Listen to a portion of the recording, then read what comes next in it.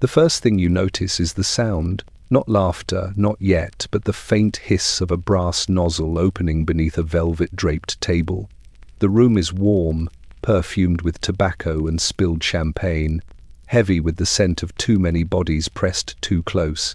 Lamps glow low behind fringed shades, and on every eager face a feverish anticipation flickers like candlelight before a draught. At the center stands the chemist, immaculate in his frock coat, cradling a glass globe filled with a pale, swirling gas. "Nitrous oxide," he announces softly, as though unveiling a rare jewel rather than the newest fashionable indulgence of London's restless elite. A lady in silk removes her gloves. A barrister loosens his cravat. They lean in, hungry for the promise whispered in every salon from Mayfair to Soho, a moment of bliss, a release from propriety, a plunge into delicious madness, then the inhalation, a breath too deep, a gasp too sharp.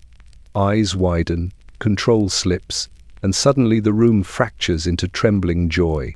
Laughter bursts out, wild and ungoverned, ricocheting off gilt mirrors and marble mantles. Dignified men collapse to their knees in hysterics. Refined women cling to the furniture, unable to stop their shaking mirth. The gas turns their world bright and weightless, then strange, then dangerous, and as the last quiet-minded spectator watches, horrified and entranced in equal measure, it becomes clear. Victorian London had found a new amusement, one that stripped away the era's ribbons, morals, and stiff-laced reserve with a single intoxicating breath. Nitrous oxide was not merely entertainment, it was surrender. Subscribe for more Victorian mysteries, forgotten drugs, and hidden histories, and let me know in the comments where you're watching from.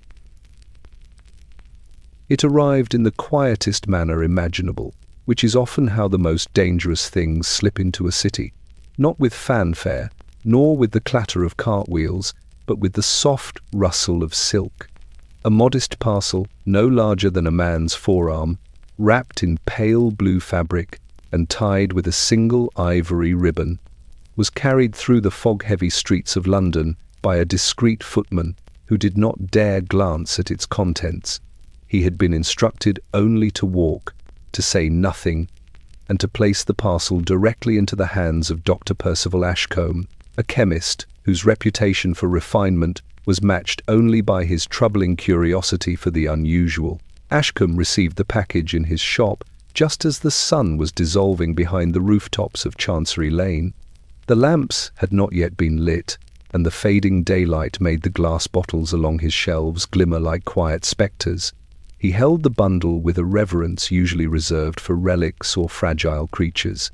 The silk was cool, unnaturally so, and beneath it he felt the cylinder's weight. Compact, dense, metallic. Not the weight of medicine. No, something more volatile, more eager. When he untied the ribbon, the silk fell away like a veil. The cylinder emerged, pale and gleaming, its surface polished to a mirror-like smoothness. A thin brass nozzle curled from its top, like the neck of some mechanical serpent. Upon its belly was a label, handwritten in delicate ink, "Nitrous Oxide Purified." Ashcombe's breath caught. He had read of its effects. Of course, the American chemist Humphrey Davy had written exuberantly about its astonishing ability to produce laughter, exhilaration, and other sensations less suitable for public print. But Davy's accounts were decades old, spoken of fondly by students of science, yet regarded by respectable society as mere curiosities.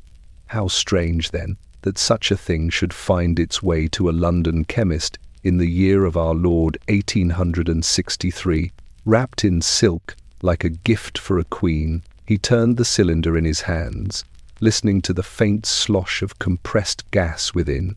The sound was almost playful, a hidden giggle. Outside, the lamplighter tapped at the glass with his rod, coaxing the twilight into its nightly glow.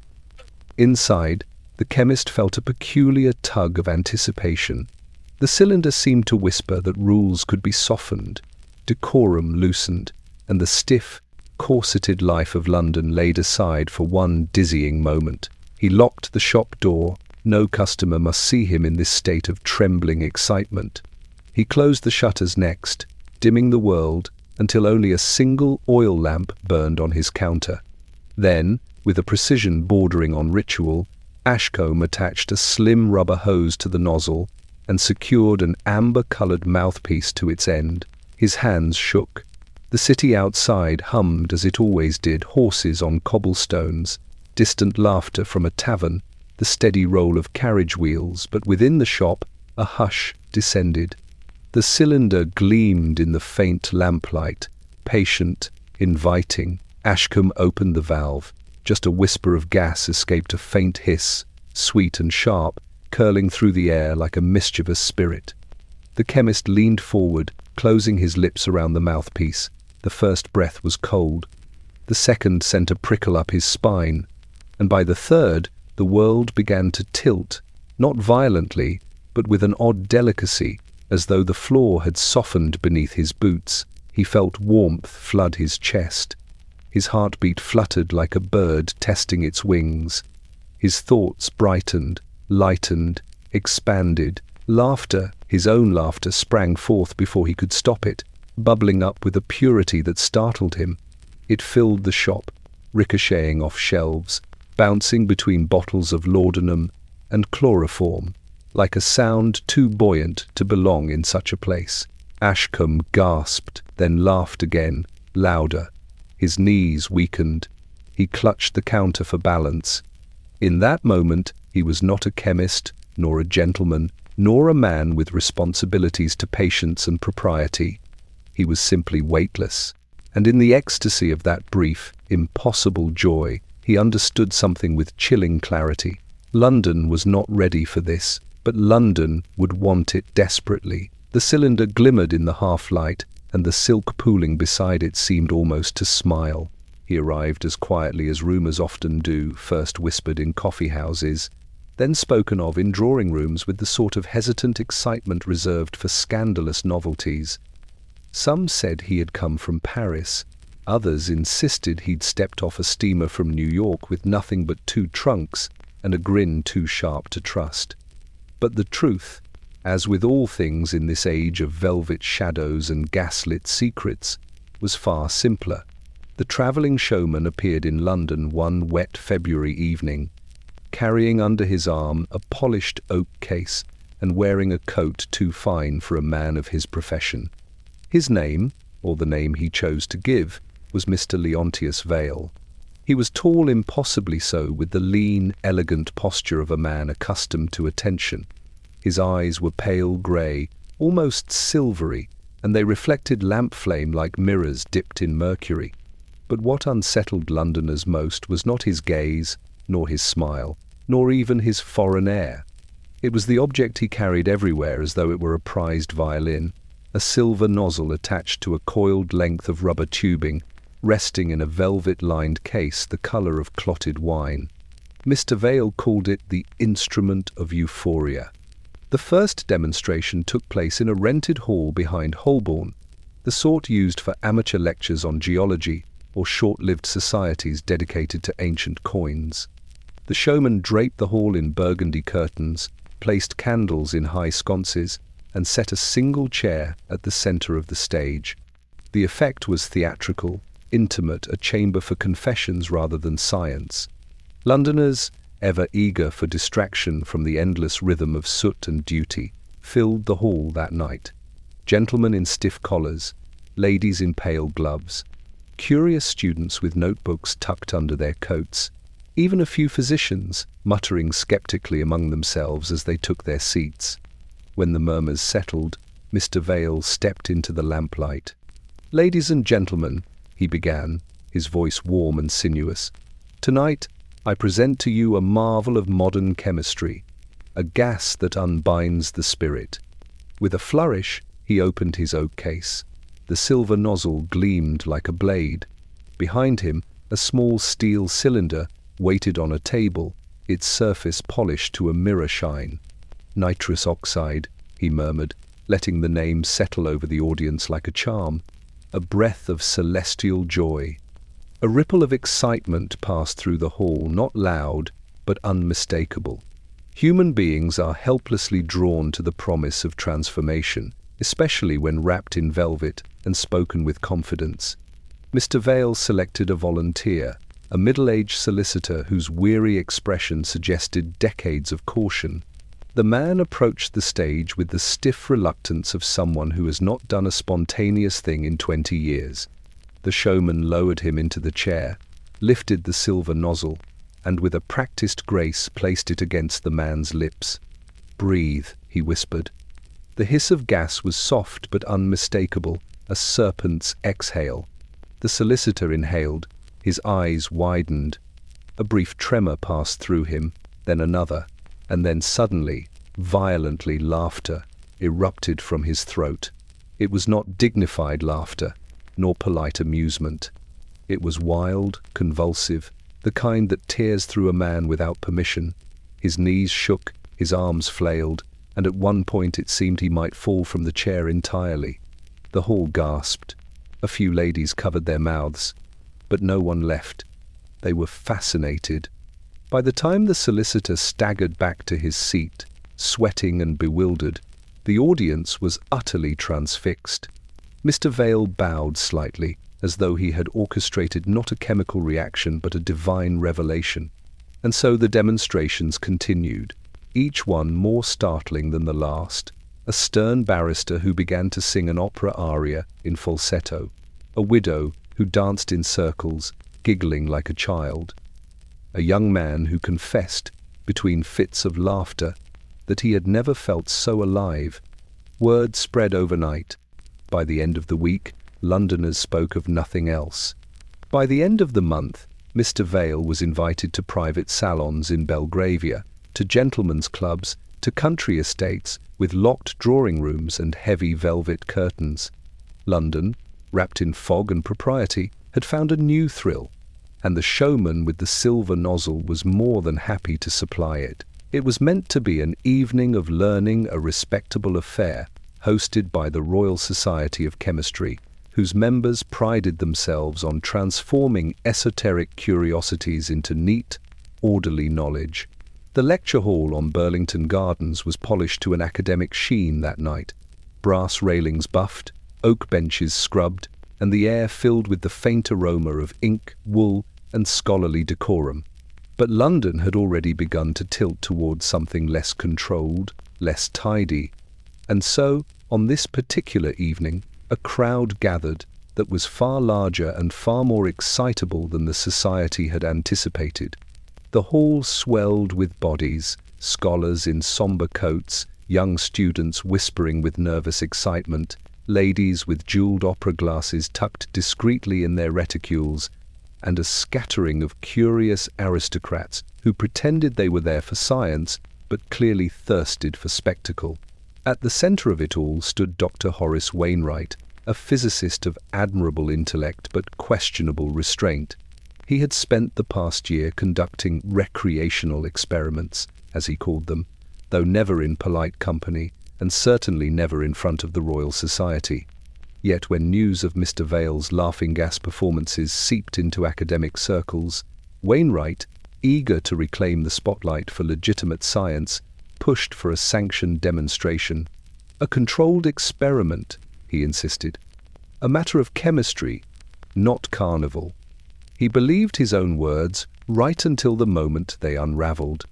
The cylinder gleamed beneath the lecture hall's lamps, brought forward on a wheeled brass stand. It was nearly twice the size of the travelling showman's cases and bore the engraved initials N.O. in ornate Victorian lettering.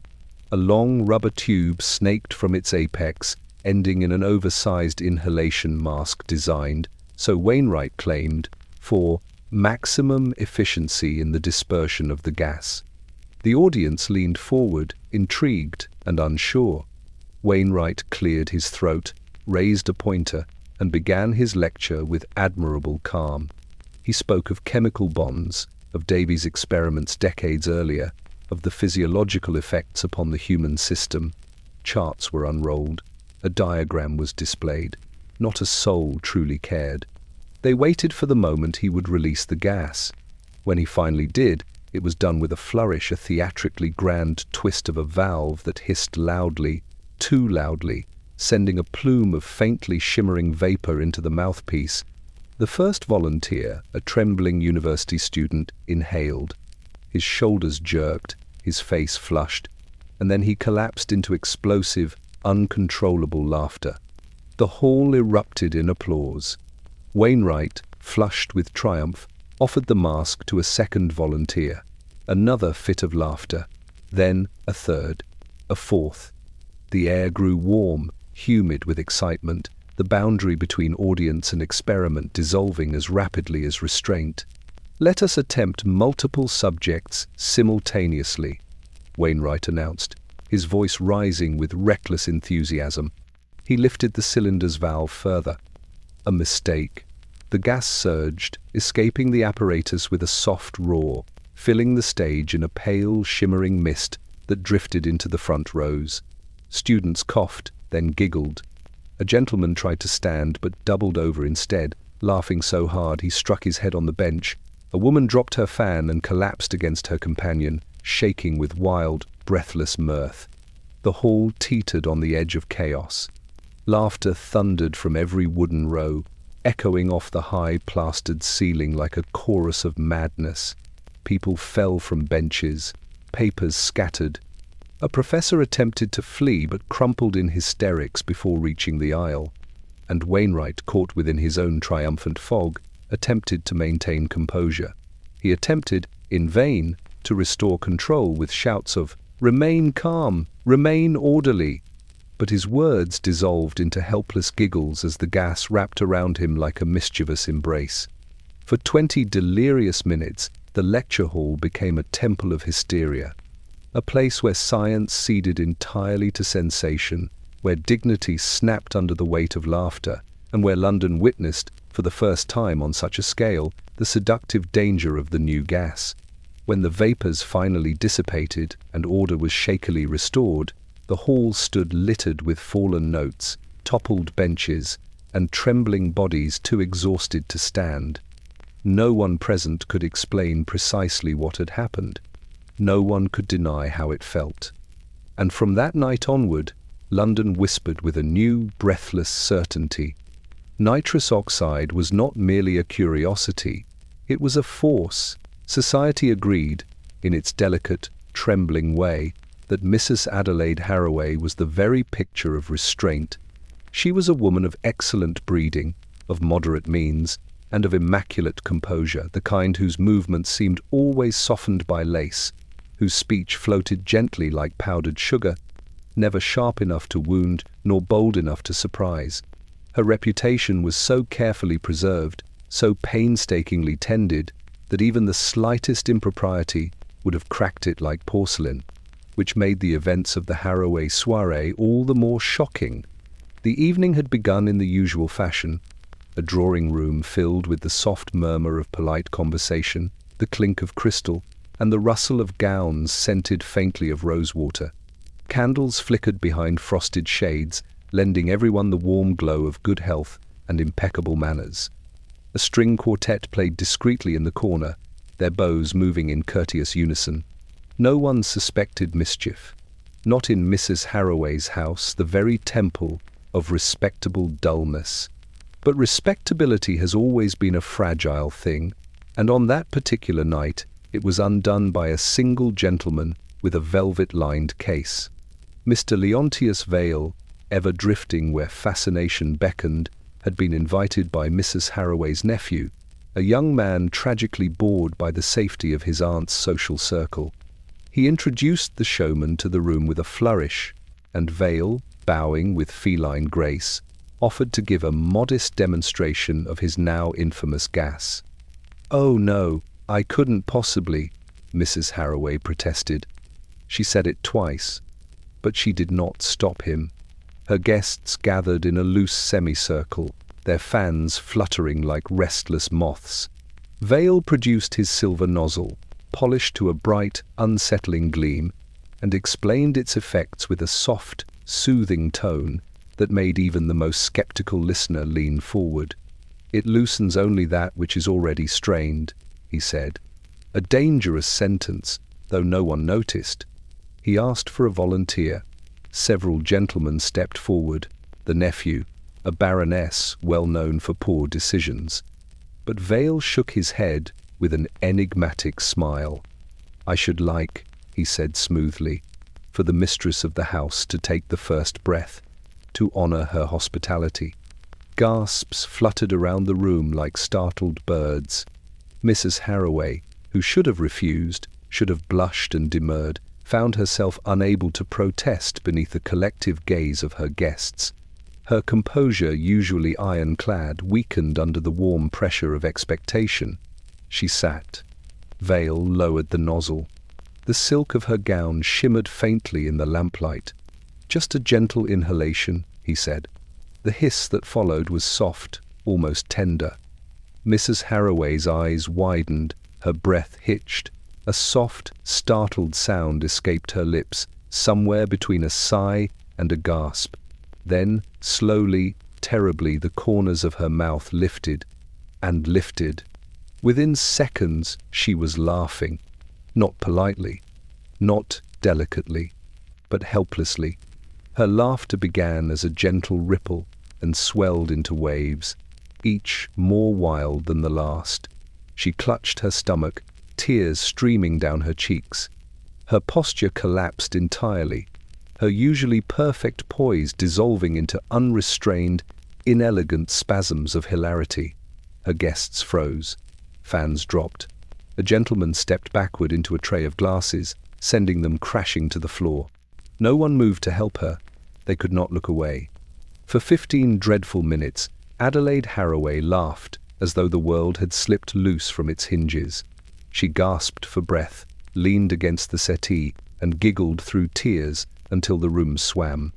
When at last the gas released her, she sagged in her chair, flushed, dishevelled, trembling, and in that one ruinous moment, all the careful architecture of her reputation collapsed. The laughter stopped. The silence that followed was unbearable. Mrs. Harroway rose, attempted to curtsy, failed, and was escorted to her room by 2 horrified maids. Her guests left in a hush, whispering into their gloves. By morning, the story had crossed half the city. By week's end, it had travelled further than Mrs. Harroway ever had. And London learned a new lesson whispered through salons and supper tables alike. If laughter was a sin, nitrous oxide was its altar. The chemist on Dorset Street was not the sort of man one noticed immediately.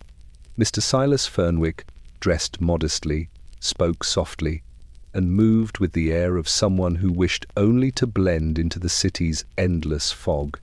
His shop sat between a pawnbroker and a tailor, its narrow windows always dimmed by frost-patterned glass that distorted every silhouette into ghostly shapes.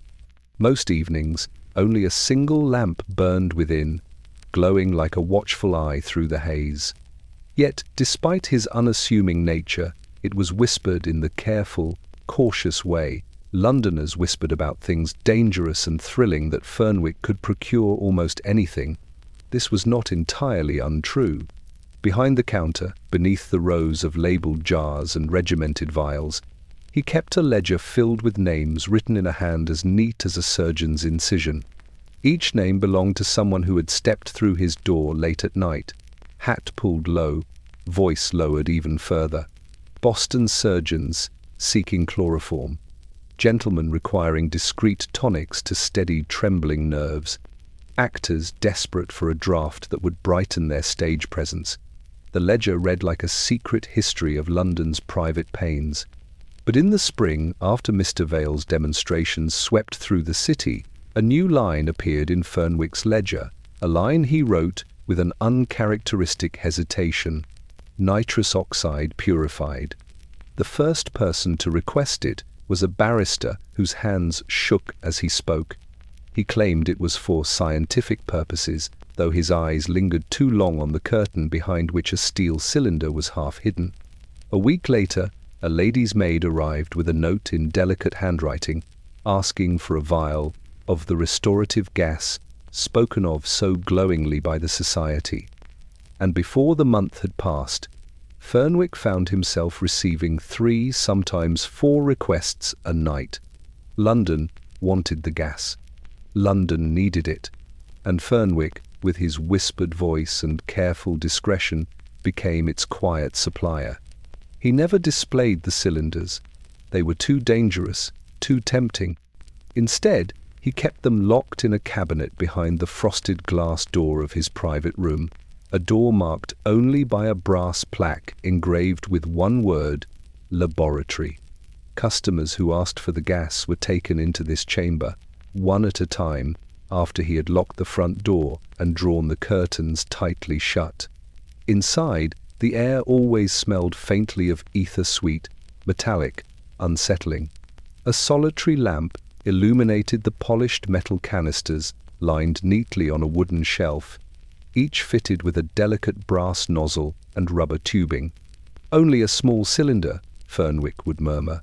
"Enough for moderate use." The way he said moderate made customers shiver. On one particular evening, as rain drummed softly against the window panes, a young society woman arrived at the shop. She wore a veil, though Fernwick recognized her voice. Miss Eleanor St. James, daughter of a prominent banker, notorious for her meticulous manners and even more meticulous secrets. "I understand," she whispered, "that you possess the gas Mr. Vale uses." Fernwick hesitated. "Miss St. James, its effects are unpredictable." "That," she replied, tightening her gloves, "is precisely why I wish to try it." Her brazenness startled him. But business was business, and London's desires, he had learned, were never to be argued with, only managed, like dangerous chemicals in delicate vials. He led her into the laboratory. As she crossed the threshold, the lamplight touched her veil, revealing the tremor in her breath and the unmistakable hunger in her eyes. A hunger not for pleasure, but for freedom from the tyranny of her own composure. Fernwick unlocked the cabinet. The cylinder gleamed like a forbidden treasure. "This," he whispered, offering it with both hands, "is not a remedy. It is an escape." Miss St. James accepted it without fear. Outside, the rain continued its soft percussion, as though the city itself were listening. And somewhere in the fog-damp streets beyond Dorset Street, laughter drifted faintly, growing bolder each night, spreading from parlour to alleyway, from salons to laboratories. Fernwick closed his ledger. London had discovered a new secret, and it had whispered it to him first. London, always a city of appetites, hidden beneath layers of propriety, found itself gripped by a sensation unlike anything in recent memory. Not since the days when laudanum first drifted softly into nursery cupboards and bedside drawers had the city embraced a chemical with such intimate fervor. But nitrous oxide was different. It did not lull or numb. It lifted with a force so sudden, so shimmering, so strangely liberating that those who tasted it felt, for a moment, as though the world's heavy corsets had loosened and the city's rigid spine had melted into velvet. It began subtly, as all great infatuations do. A gentleman emerging from a private demonstration, flushed and breathless, describing the experience as a momentary flight. A housemaid whispering to her sister that a single inhalation made her feel like champagne made of stars. A group of students stumbling out of a rented room in Bloomsbury at dawn, laughing so hard the milkman crossed himself. The effect was always the same: swooning delight, uncontrollable mirth, a dissolving of inhibitions so complete that even the most severe souls found themselves undone. London, that grand, grim city of soot and sermons, discovered the bliss of surrender. And with surrender came obsession. In Belgravia, ladies scheduled discreet afternoon visits to parlours known to keep silver nozzles hidden beneath embroidered cloths. In Covent Garden, performers lingered backstage, hoping for a single breath before stepping beneath the footlights, their voices carrying an unnatural brightness that drew cheers from the crowd. Even clerks in counting houses found excuses to slip into alleyways where young chemists, barely qualified and scandalously bold, sold the gas from small hand-pumped canisters. One reporter from the Morning Register described walking along Regent Street late one evening and hearing, behind nearly every closed curtain, the faint, unmistakable sound: hiss, gasp, laughter. It was a city slowly losing its composure. The fascination deepened when the first grand public event, centered around nitrous oxide, took place at Lady Hawthorne's annual spring ball, a gathering typically remembered only for its elaborate floral arrangements and its orchestra's insistence on playing waltzes 2 years out of fashion. But that year, Lady Hawthorne, ever eager to impress the younger set, arranged for a private gas chamber of delights on the upper floor of her estate. The chamber was furnished with plush chaise lounges and pale blue draperies that fluttered as though stirred by unseen hands. At the centre stood a French gilt table, upon which rested a gleaming cylinder and an array of masks shaped like delicate porcelain shells. Mr. Vale himself presided over the chamber, wearing an expression of serene confidence that suggested he knew precisely how quickly London was falling under his influence. Guests ascended the staircase in pairs and descended in shambles. A viscountess returned giggling uncontrollably, her tiara askew. A diplomat staggered down the steps, insisting he had briefly conversed with angels. Even the sombre Bishop of Dorset, who had intended only to observe, was later found leaning against a marble pillar, murmuring something about the tender absurdity of existence before dissolving into helpless laughter. News of the evening, though never officially acknowledged, spread through the city like warm smoke, and with every retelling, London's appetite grew more unmanageable. The gas made people feel light, unburdened, liberated from the weight of expectation. It made them swoon not into sleep or intoxication, but into a brief and glittering version of themselves untethered from restraint. The sensation was intoxicating, dangerous, and irresistibly fashionable.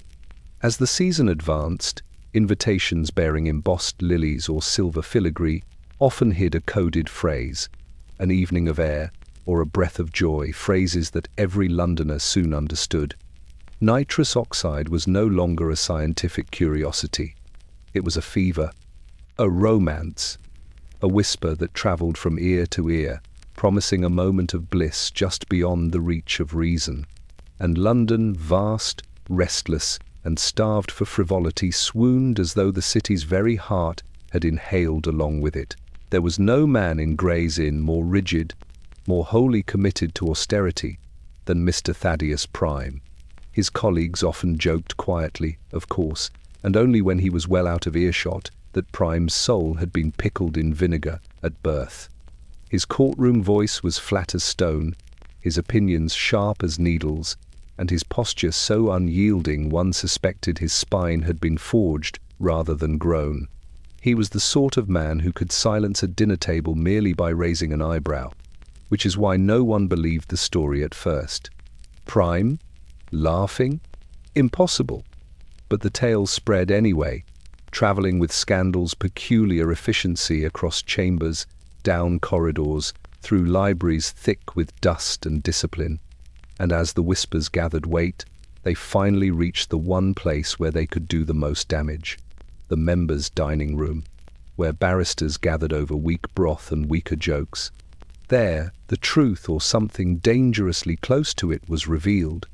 It had begun at a private gathering hosted by the ambitious and perpetually bored Mr. Charles Worthing, whose townhouse had become one of the city's favoured late-night refuges for gentlemen seeking recreation of the mind. Worthing had recently acquired a nitrous oxide cylinder of considerable size, imported at great expense and greater recklessness. He bragged about it to everyone, but especially to Prime, whose disapproving scowl seemed to fuel Worthing's insistence that the barrister loosen his ironclad nature. At first, Prime refused with predictable severity. "Chemistry has its place," he said stiffly, "and that place is far from civilized society." But Worthing, emboldened by drink, and by the gleaming presence of the silver nozzle on his mantle, insisted that Prime at least observe the effects. And so, with a reluctance bordering on visible pain, Prime sat rigidly on a chaise longue while Worthing administered the gas to himself and two companions. The results were immediate. Worthing fell into peals of laughter so violent he nearly overturned a table. One companion began reciting poetry in an accent no one recognized. The other started laughing, collapsed, and then simply lay on the carpet, giggling at the ceiling. Prime's scowl deepened. "You look like lunatics." "Yes," Worthing gasped joyfully. "And you, Thaddeus, look like a funeral. You must try it for the sake of contrast, if nothing else." More laughter, more pleading. Prime refused. Again, refused. Yet some invisible mechanism, perhaps the contagion of mirth, perhaps the desire to prove himself unmoved, perhaps a streak of curiosity buried beneath decades of stern living, softened him. His lips twitched. His posture sagged by one imperceptible degree. Finally, he exhaled sharply. "Very well, once." Worthing leapt forward as though administering holy rites. The nozzle was lifted, the valve opened, and Prime inhaled with the caution of a man testing a suspicious broth. For a heartbeat, too, nothing happened. Then Prime's eyes widened. His breath caught. His rigid jaw loosened. His composure, legendary, immovable, granite solid, cracked down the middle. He laughed. It began as a single, startled bark, then another, then another. Within moments, Thaddeus Prime, the terror of the courtroom, the marble statue of Gray's Inn, was laughing so fiercely he slid from the chaise longue and collapsed onto the carpet beside Worthing's other victims. He clutched his sides, he kicked his legs like an overexcited child. He gasped for breath between wheezing fits of hysteria. At one point he laughed so violently that tears spilled down his cheeks. Actual tears, the first anyone recalled seeing on his face. Worthing stared in delighted horror. Good God, Prime's human. The room erupted. For nearly half an hour Prime lay there, undone by joy so immense it stripped him of every layer of dignity he had spent his life constructing. And when the gas finally released him, he remained on the floor, trembling, flushed, and forever changed. The next morning, Prime arrived at court 11 minutes late, another first, with his wig askew and his voice inexplicably hoarse. When asked if he was unwell, he paused, cleared his throat, and replied, "I believe I have experienced a chemical indiscretion." The courtroom erupted in whispers, and by nightfall, London had learned a new truth whispered in delighted disbelief. If the gas could bring Thaddeus Prime to his knees in laughter, then truly no one in London was safe from its charms. Dr. Alistair Penbrook had always considered himself a man immune to hysteria. He wore his skepticism like a finely tailored coat close to the chest, perfectly fitted, unwrinkled by panic.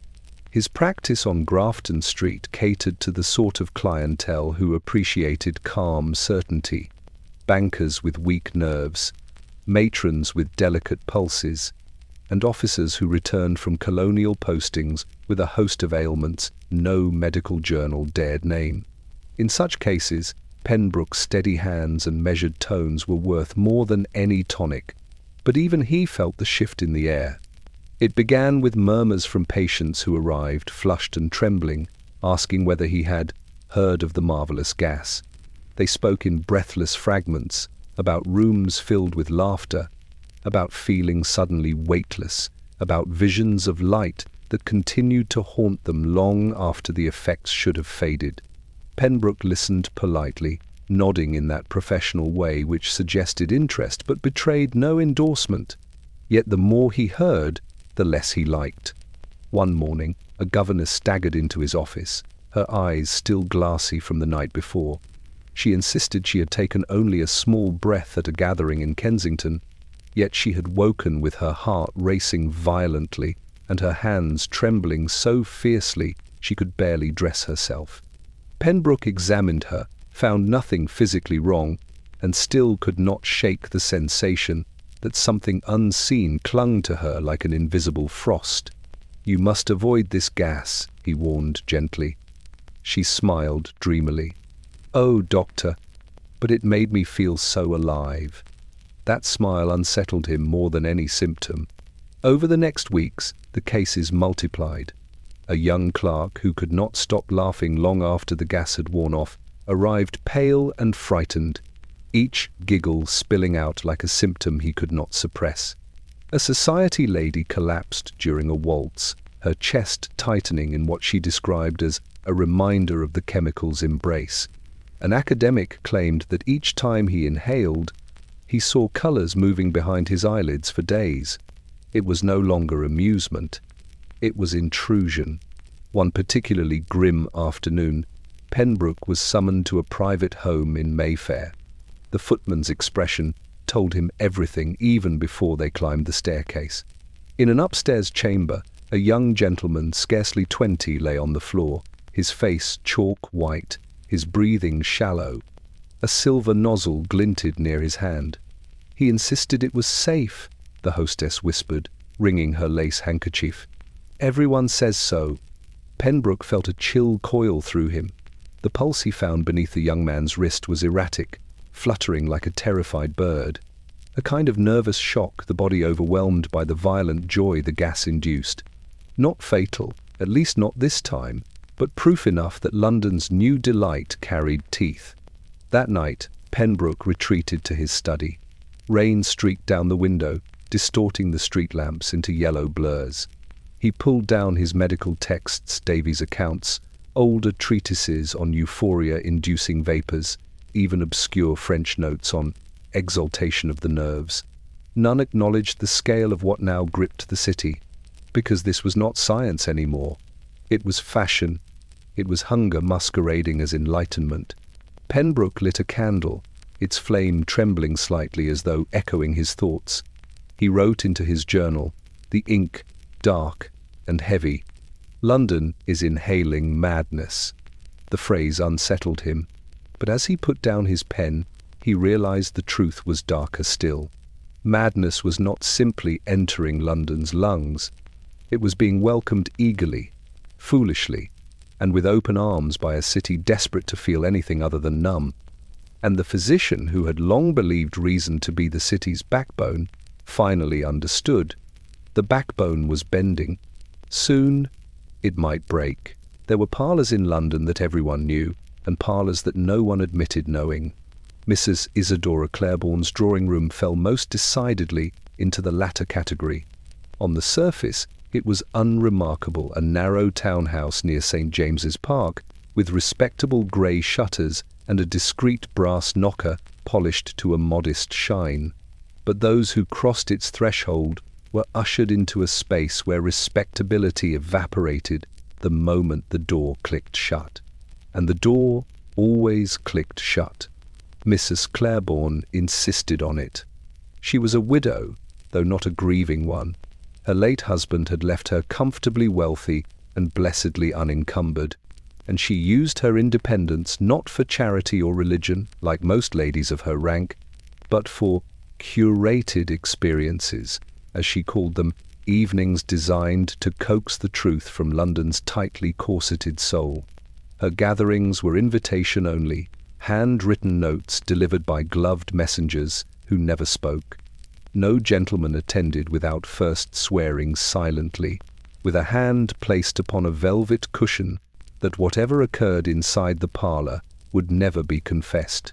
The city whispered about these evenings in the same tone used for illicit romances and political bribery.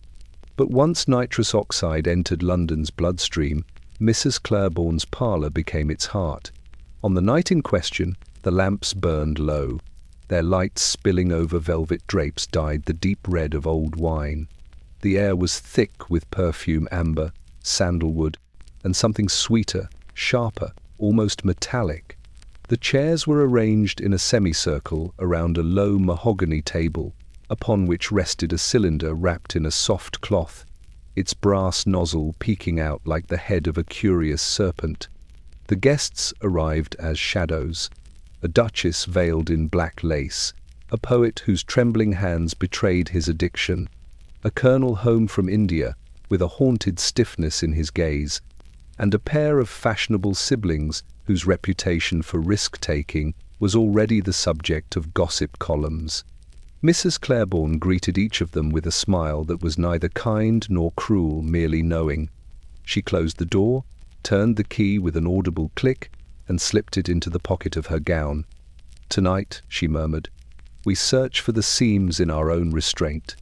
The guests shivered. She uncovered the cylinder.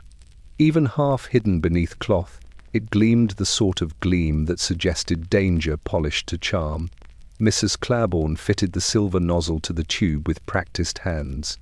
Her movements were ceremonial, reverent, as though preparing an altar rather than a chemical apparatus. "The gas," she continued, "reveals what we hide. It does not create madness. It simply unfastens what is already begging for release." The poet inhaled first. His laughter burst forth so violently he nearly toppled from his chair. Words spilled from him, confessions, fragments of verse, the names of lovers all tangled in breathless joy. His face reddened, his limbs shook, and for a moment he seemed to hover between hilarity and collapse. Next was the Duchess. Her laugh began softly, polite, like the tinkling of a teaspoon against porcelain, but it swelled rapidly into wild, raucous peals she tried desperately to stifle with her gloves. Her veil slipped, revealing flushed cheeks and eyes bright with a feverish delight that would have scandalized half of Mayfair. The colonel inhaled, then the siblings, then another guest, and another. Soon the room trembled with laughter, not joyful, but manic. Laughter sharpened into shrieks, eased into sobs, spiraled into delirious giggles. Some slumped over furniture. Others clutched at each other in breathless desperation. A few lay on the carpet, laughing into the pattern of the rug, as though the very flowers woven into the threads whispered secrets. Mrs. Claiborne watched it all with the calm poise of a conductor orchestrating chaos. Then, when the gas had worked its full and terrible magic, she stepped forward and locked the door again, not to keep them in, but to keep the world out. For within that parlour, sanity was optional, reputation meaningless, and laughter a kind of spell that bound each guest to their unguarded self. What happened inside remained hidden, but London felt it. Because secrets that intense do not stay behind locked doors. They seep through whispers, through trembling smiles, through the strange, shining hunger in a person's eyes. And soon, every parlour in London wanted a locked door of its own. The Burlington salon had always prided itself on exclusivity. Not the ordinary kind, not merely wealth or lineage, but a subtler, more dangerous form. It gathered those who wished to be astonished. Its guests were artists, intellectuals of questionable morals, widows whose grief had loosened their manners, and gentlemen who claimed to be patrons of the arts, but were primarily patrons of novelty. The salon's hostess, Madame Evangeline Duret, understood this hunger well. She cultivated it the way others cultivated orchids, with care, mystery, and just enough poison to keep the blooms extraordinary. Her townhouse on Burlington Street glowed like a lantern in fog. Night after night the music of violins drifted through the open windows, mingling with the scent of absinthe, orange blossom, and secrets. But on the evening that would cement its infamy, the violins were silent. The paintings on the walls, bright, unsettling canvases rumoured to have been smuggled from Parisian ateliers, seemed to watch the room with sly amusement. Madame Duret awaited her guests in a gown of emerald silk, her dark hair pinned with jewelled combs, her expression that of a woman who had prepared something exquisite and unforgivable.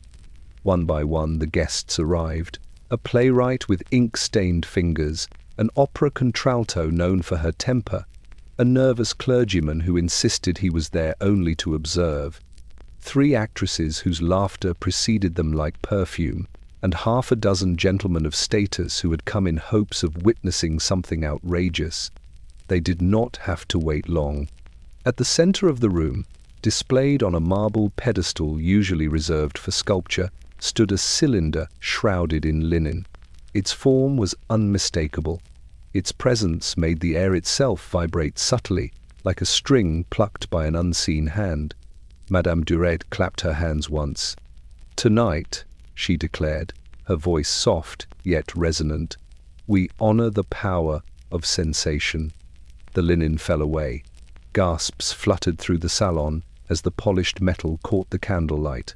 The brass nozzle glinted wickedly, and a coil of rubber tubing hung like a serpent poised to strike. "Nitrous oxide," she continued, "the breath that frees us from the tiresome prison of reason." The playwright laughed nervously. The actresses clapped. The clergyman crossed himself discreetly, as though he feared God might be attending the soirée in disguise.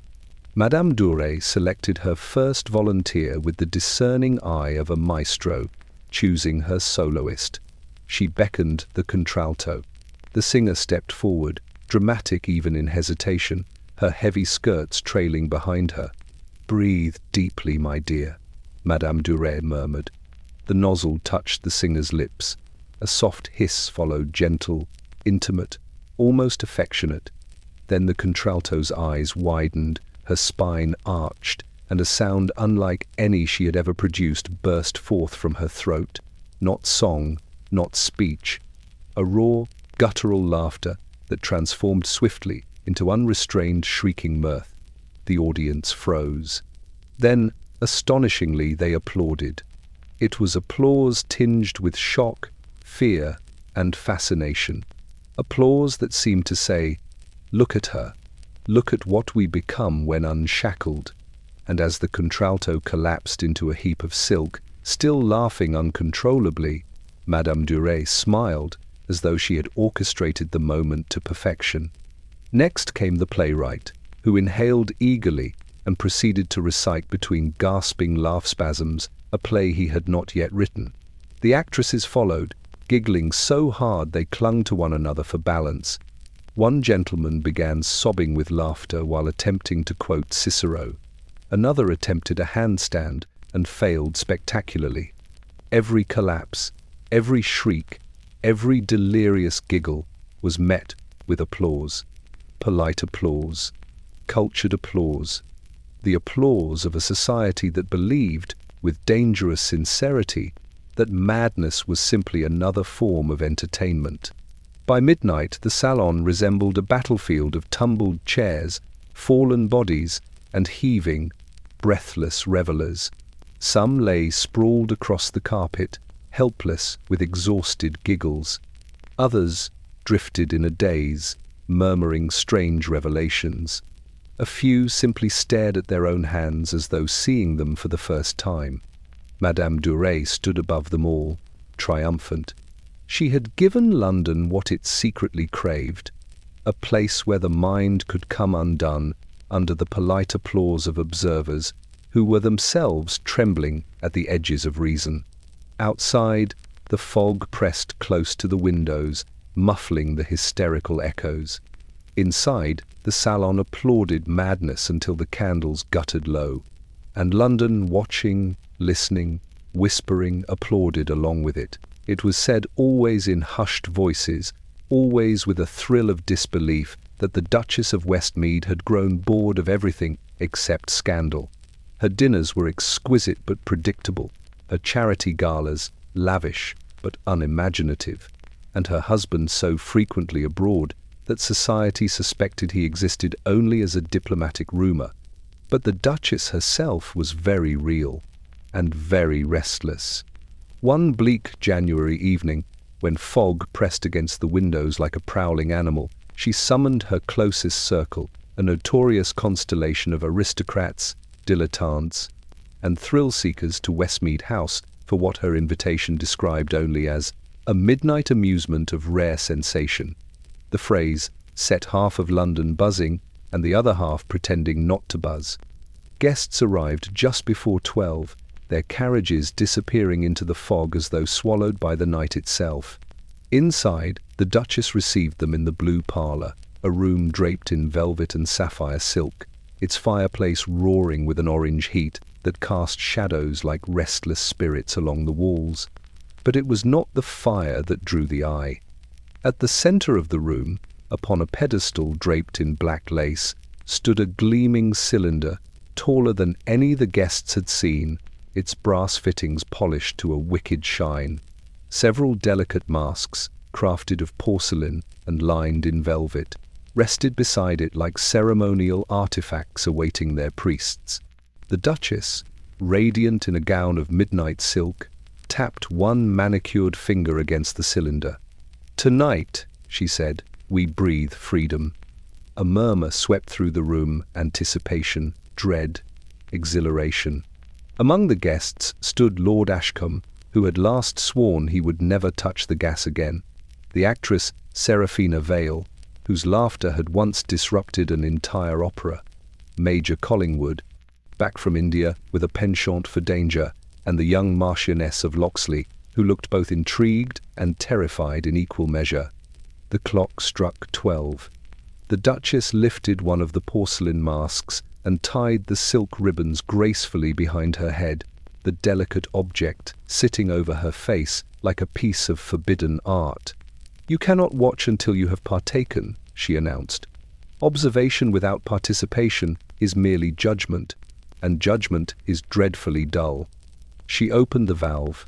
The room fell silent. A soft hiss escaped.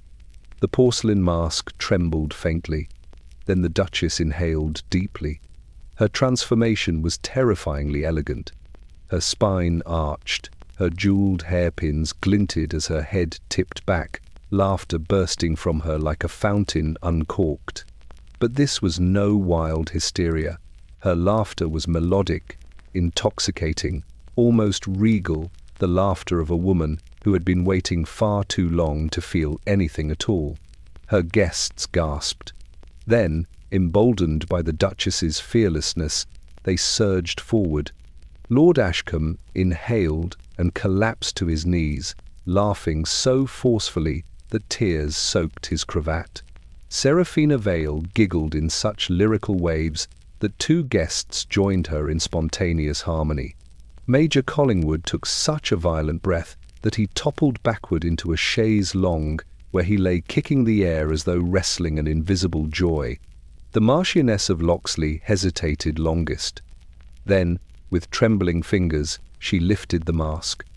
As she inhaled, her eyes fluttered, the tension in her delicate posture dissolving like sugar in warm wine. She laughed, a small, startled sound at first, and then louder, brighter, until she clung to the Duchess for support. The room erupted into a delirious carnival. Gowns swirled, jewels flashed, guests collapsed onto cushions, onto carpets, onto one another.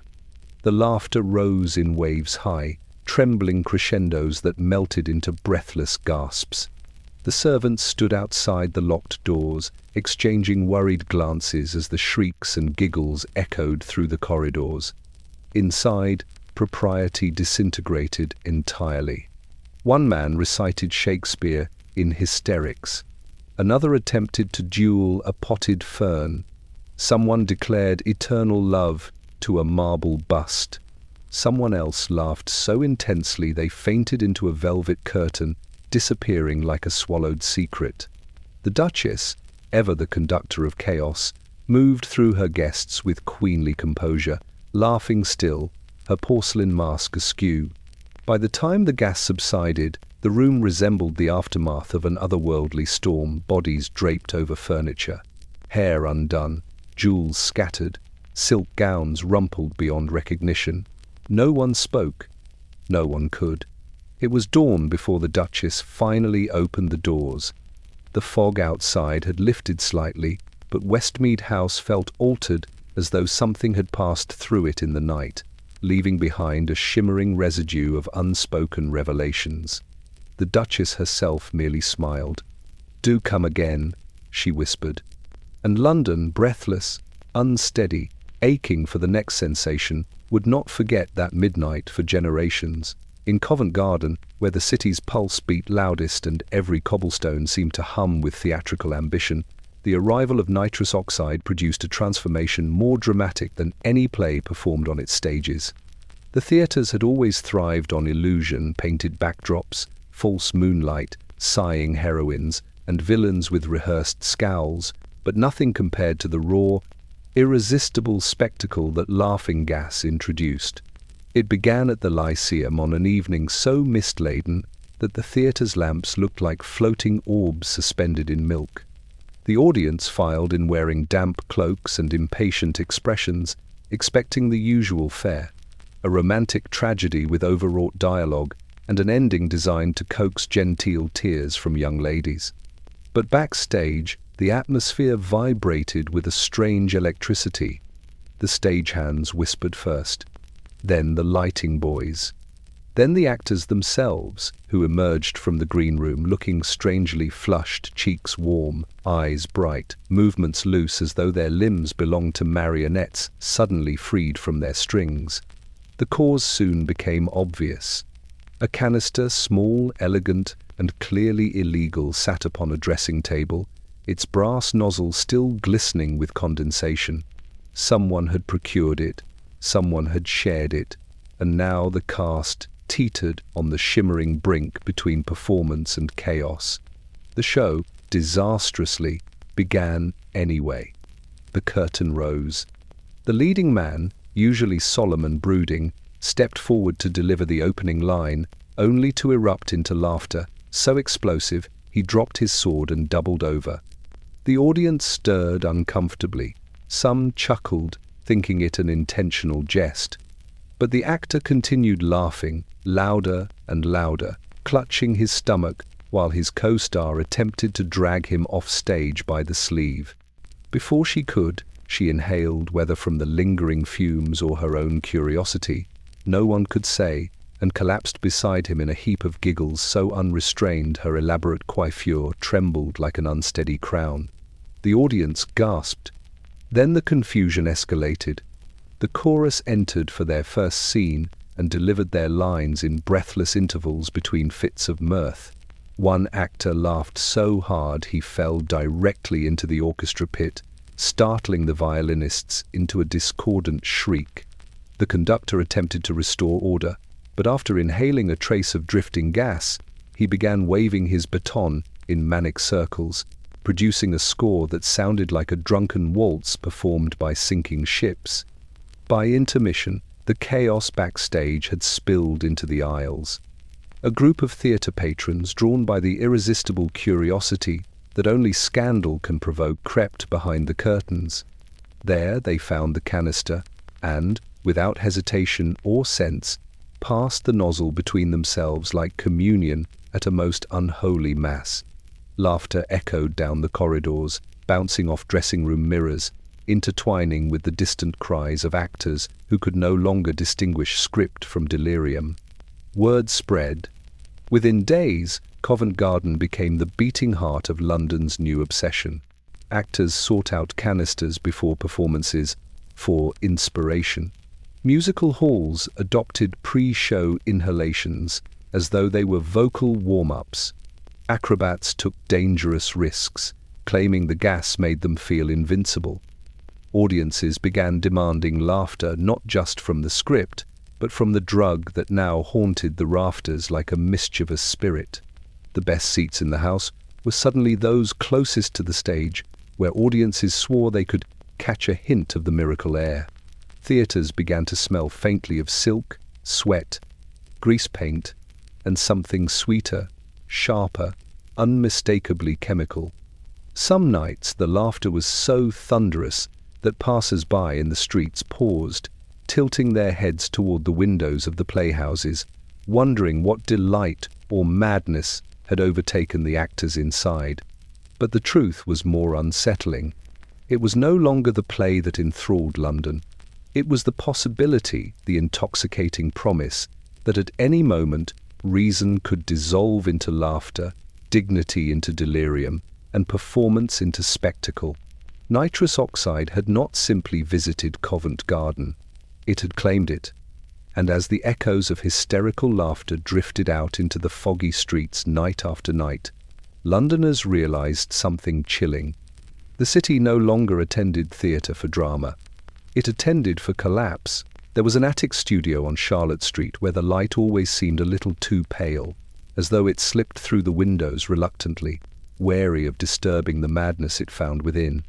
This was the domain of Corwin Bellamy, painter, dreamer, and, according to certain critics, mad visionary. His canvases were known for colours that throbbed like veins, for shapes that teetered on the edge of nightmare, and for subjects whose eyes seemed to follow viewers home, haunting them long after they left the gallery. But Bellamy himself was gentle, almost shy. He painted because he had to, because the world outside was too blunt, too grey, too logical, for a man whose mind bloomed in watercolour hallucinations. So, when Nitrous Oxide entered London, it was only a matter of time before it entered his work. Bellamy first encountered the gas at one of Madame Duret's salons. He had not gone for pleasure. Pleasure frightened him, but for observation. He wished to see what others found so irresistible. Perhaps, he thought, he might even paint it. But when he inhaled, something remarkable and terrible happened. The gas slipped into him like a whispered secret. The room brightened. The candle flames grew long and trembling, like golden fingers reaching toward heaven. Colours began to pulse softly in the edges of his vision, blues deepening into impossible sapphires, reds blooming into furious, shimmering roses. He gasped. Then he laughed, a quivering, startled sound, as the very walls seemed to ripple with movement. Voices scattered like pebbles across water. Shadows danced. Faces distorted, haloed in hues he had never seen in pigment or dream. He did not collapse or convulse like others had. Instead, he stood still, trembling, absorbing the riot of colour around him like a sponge soaking up spilled wine. When at last the effects loosened their grip, he fled the salon, nearly tripping down the stairwell in his desperation to reach the night air. He did not go home. He went to his studio. There, beneath the pale attic moonlight, he seized his brushes with feverish urgency. He mixed paints wildly, ochres, carmines, viridians, but none seemed sufficient. He scraped at the palette, cursed softly, and in a frenzy began blending pigments he had never combined before. The colours on the canvas swirled violently, too bright, too alive. They glared back at him. By dawn, a monstrous painting towered before him, a crown of colours that should not have existed outside the visions of the deranged. To the viewer, it would later resemble an explosion of laughter captured mid-burst. Spirals of mad gold, fractures of violet, tendrils of splintered green swirling like gas trapped in a glass dome. Bellamy stared at it with awe and dread. It was the colour of the gas, he whispered to himself, the colour of losing oneself. Word of the painting spread quickly, first to other artists, then to critics, and finally to collectors. They visited his attic studio and left shaken, silent, or violently inspired. They claimed the painting moved under one's gaze, that it laughed softly when no one else was in the room. A famous critic wrote that the canvas seemed less painted than conjured. But Bellamy knew better. He had not conjured it. He had merely trapped a moment of chemical delirium, a moment too bright, too voracious, inside oil and linen. Yet the gas had left a mark on him. From that night on, Bellamy found he could no longer paint without remembering the colours he had seen. The colours that were not of this world. Ordinary pigments bored him. Natural light repulsed him. He inhaled again and again, desperate to recapture the brilliance. But each encounter left him a little more hollow, a little more frantic, as though the gas stole more than it gave. His final painting, completed weeks later, was found by his apprentice, who arrived one morning to an eerily quiet studio. Bellamy was gone. The canvas remained. It was blank, entirely blank. Yet those who stood before it swore they sensed something swirling just beneath the surface, a ghost of colour, a breath of madness, trapped forever in the fibers. And in the stillness of the attic, the faint scent of nitrous oxide lingered like a whisper of laughter that refused to fade. Bloomsbury had always been slightly out of step with the rest of London. Its narrow streets, framed by soot-stained Georgian facades, carried with them a faint air of rebellion, the kind whispered rather than shouted, the kind tucked between philosophy books and half-finished poems. Students, radicals, and artists drifted through its alleys like restless ghosts, united by little more than their disdain for the predictable patterns of society. It was here, among the creaking boarding houses and candle-lit garrets, that nitrous oxide found its most fervent disciples. They called themselves the Euphoриans, though no one could remember who first coined the name, and they gathered every Thursday night in the cellar beneath Marlowe's bookshop. The shop itself was respectable enough, selling battered volumes and rare French novels to professors who pretended not to be scandalized by them. But beneath its floorboards lay a different world entirely. A single lantern lit the stairwell, its glow wavering over chipped stone steps worn smooth by countless clandestine descents. The cellar smelled of paper, damp brick, and something sweeter, the faint sting of chemical excitement. Mismatched furniture, a chaise here, a crooked table there, had been dragged together with charming disarray. Against the far wall, beneath a peeling mural of some long-forgotten pastoral scene, stood the object that had brought half the city to ruin. A brass cylinder taller than a child, with two nozzles instead of one. The Victorians had modified it themselves. On the night the movement reached its fever pitch, the cellar teemed with people. Students draped in ink-stained coats perched on crates, poets sprawled on rugs, arguing softly about the nature of freedom.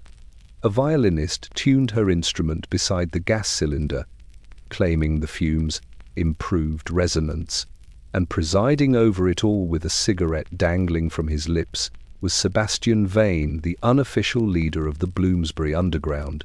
Sebastian was the kind of man upon whom everyone projected their hunger, tall, careless, sharp-tongued, and possessed of the sort of charm that made even caution lean forward rather than step back.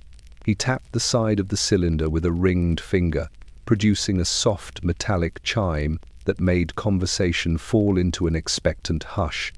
"My friends," he announced, exhaling smoke that curled like a beckoning finger, "we gather tonight not for escape, but for revelation." Several of the poets murmured approvingly. Sebastian gestured toward the modified nozzles. "Tonight, the gas does not free the individual, it frees the collective. We inhale not as fractured minds, but as a single force." It was madness, and yet Bloomsbury adored madness. Two volunteers stepped forward, a pale mathematician with trembling hands and a painter with wild hair whose eyes gleamed feverishly. They placed their lips to the nozzles. Sebastian turned the valve. The hiss was deeper than usual, a long breath released from some serpent coiled beneath the earth. The volunteers inhaled, their bodies tensed, their eyes fluttered. Then the laughter came. It was not gentle mirth. It was an explosion. The mathematician fell backward, cackling with such intensity that his body spasmed on the rug. The painter spun in a delirious circle, knocking over a lantern and sending shadows leaping along the cellar walls like startled demons. The poets erupted into applause. Someone began playing a violin passage so frantically it seemed the bow might snap. The gas spread quickly.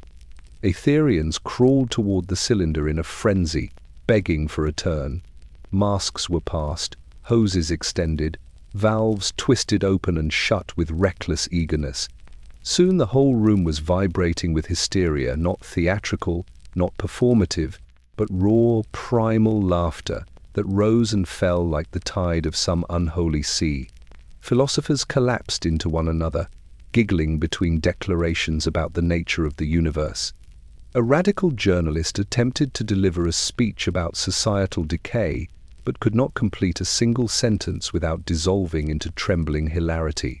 Even the violinist succumbed, her bow slipping from her hand, as she gasped for air between shrieks of joy. Sebastian himself inhaled last.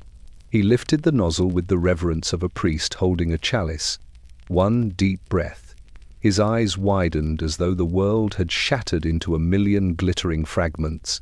When he laughed, the cellar erupted, as though the entire room had been waiting for that sound, the laugh of a man who believed himself invincible. And in that moment, the underground of Bloomsbury felt truly, violently alive. But dawn always comes, and as the gas faded, bodies lay strewn across the cellar floor, twitching, sweating, disoriented.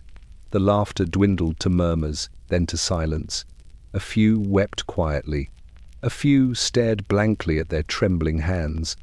The poet who had earlier recited sonnets now mumbled incoherently about colours dripping from the ceiling.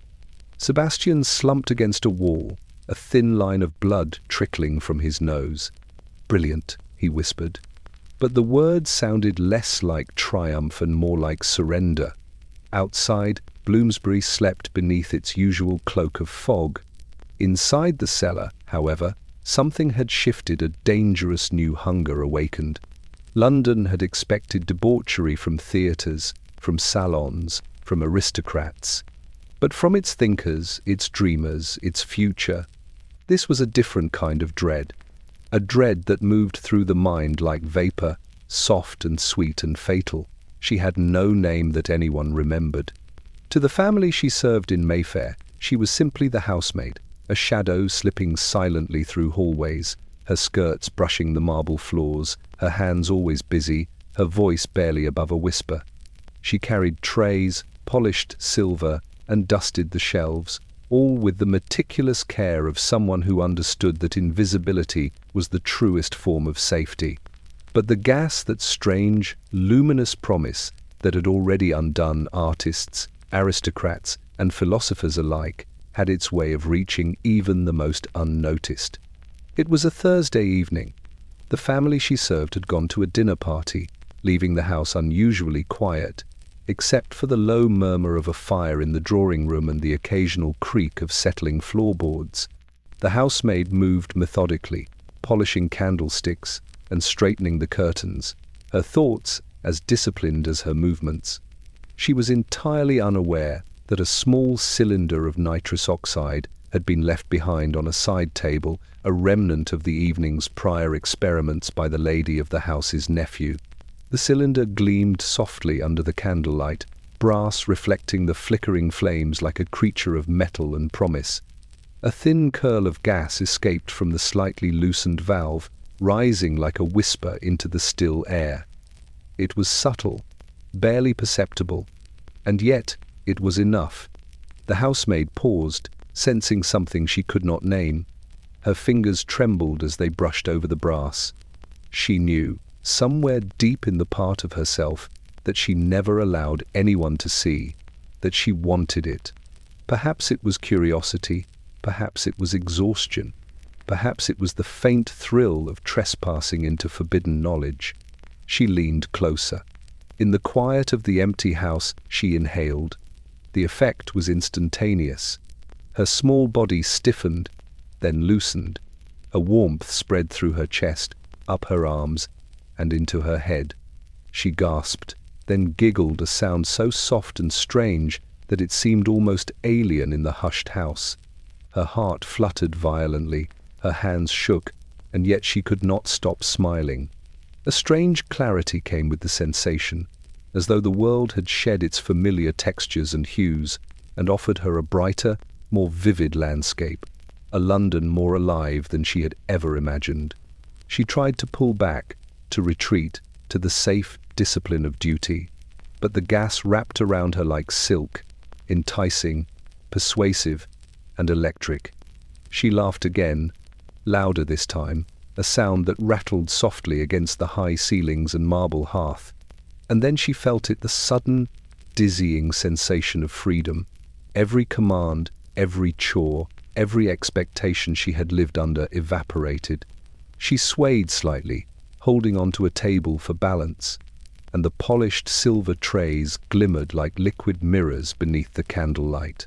The shadows of the room seemed to pulse, breathing along with her, echoing her laughter with impossible synchrony. She was utterly ungoverned, and she loved it. Minutes or hours, she could not tell, passed in the same dizzying blur. When the gas began to fade, she stumbled to a chair, her breath shallow, her limbs trembling. Her face was flushed, her hair slightly undone, and for the first time she felt the full weight of the thrill she had just experienced. She understood then, with a quiet, unnerving clarity. London had changed, and she had changed with it. The city could no longer contain the gas, and neither could the carefully measured life she had led. She smoothed her skirts, set the trays in order once more, and returned to her duties. But the memory lingered, the warmth, the laughter, the sudden liberation, like a shadow that would never fully leave her. And somewhere in the city, a cylinder waited, silent and gleaming, ready for its next victim. The housemaid had stolen a breath, but the city would soon inhale itself. There were clubs in London where men gathered to smoke, to sip brandy, and to debate matters of import with measured words and careful gestures. And then there were clubs where the rules were softer, the shadows deeper, and the pleasures far more dangerous. The latter included the Armitage Club on Pall Mall, a place so exclusive that no one spoke of it in the press, and no ledger recorded its members. The doors were heavy oak, the locks ironed to perfection, and beyond them lay velvet walls, dim lamps, and a peculiar hush that made every footstep echo like a whispered secret.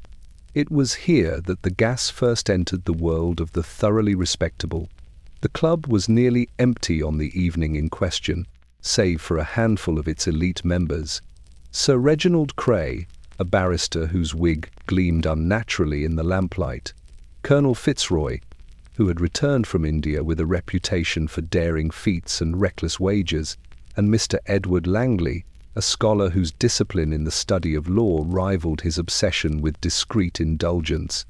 They had gathered for their usual game of whist, a ritual of quiet calculation, of whispered bets and cautious glances. But tonight, the velvet mask awaited them. It was a simple object, deceptively so, black velvet, lined with crimson silk, and shaped to cover the upper face, concealing eyes that might otherwise betray desire or fear. The mask had arrived earlier, delivered with no note and no signature, simply placed atop the club's central table like a calling card. Nobody questioned who had sent it. The mere presence was enough to ignite curiosity. Sir Reginald picked it up first, turning it over in his hands. The texture was soft but firm, like a promise wrapped in shadow. "Curious," he murmured, "and entirely unnecessary." Colonel Fitzroy leaned forward, eyes glinting. "Necessary, perhaps, but tempting." Mr. Langley, ever cautious, hesitated. "I do not approve of temptations one cannot measure." It was precisely that the inability to measure, to predict, to restrain that made the velvet mask irresistible. Sir Reginald placed it over his face. The moment the velvet touched his skin, a subtle shiver ran through him. He inhaled softly through the small brass tube that accompanied the mask, drawing in a delicate breath of nitrous oxide. At first, nothing happened. Then warmth crept from his chest to his shoulders, unfurling through his spine. His heartbeat accelerated, and the world tilted slightly, its edges softened like candlelight against polished wood. A laugh slipped from him, quiet at first, almost a sigh, then stronger, deeper, until it rang through the room like a bell. The sound startled Colonel Fitzroy into sudden amusement, who followed with a gasp and a chuckle, clutching at the back of his chair to steady himself.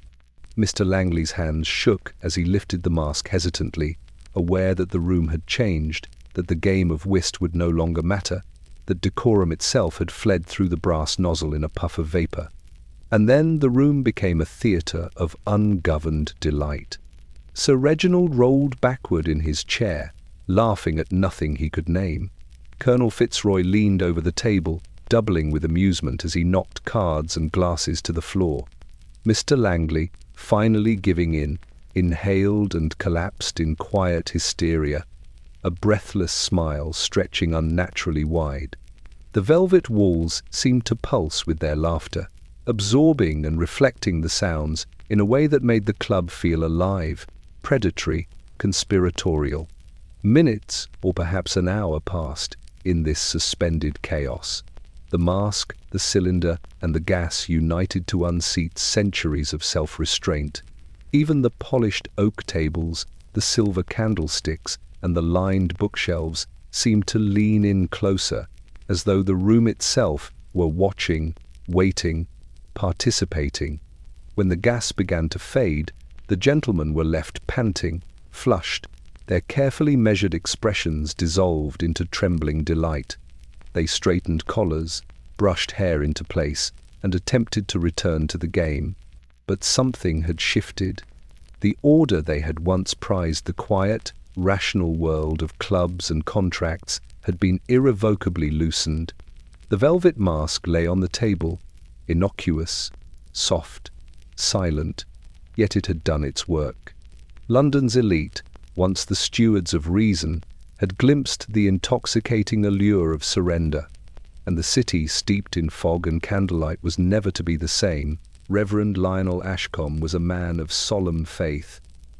His life, a measured rhythm of prayer, sermons, and careful study of the sacred texts.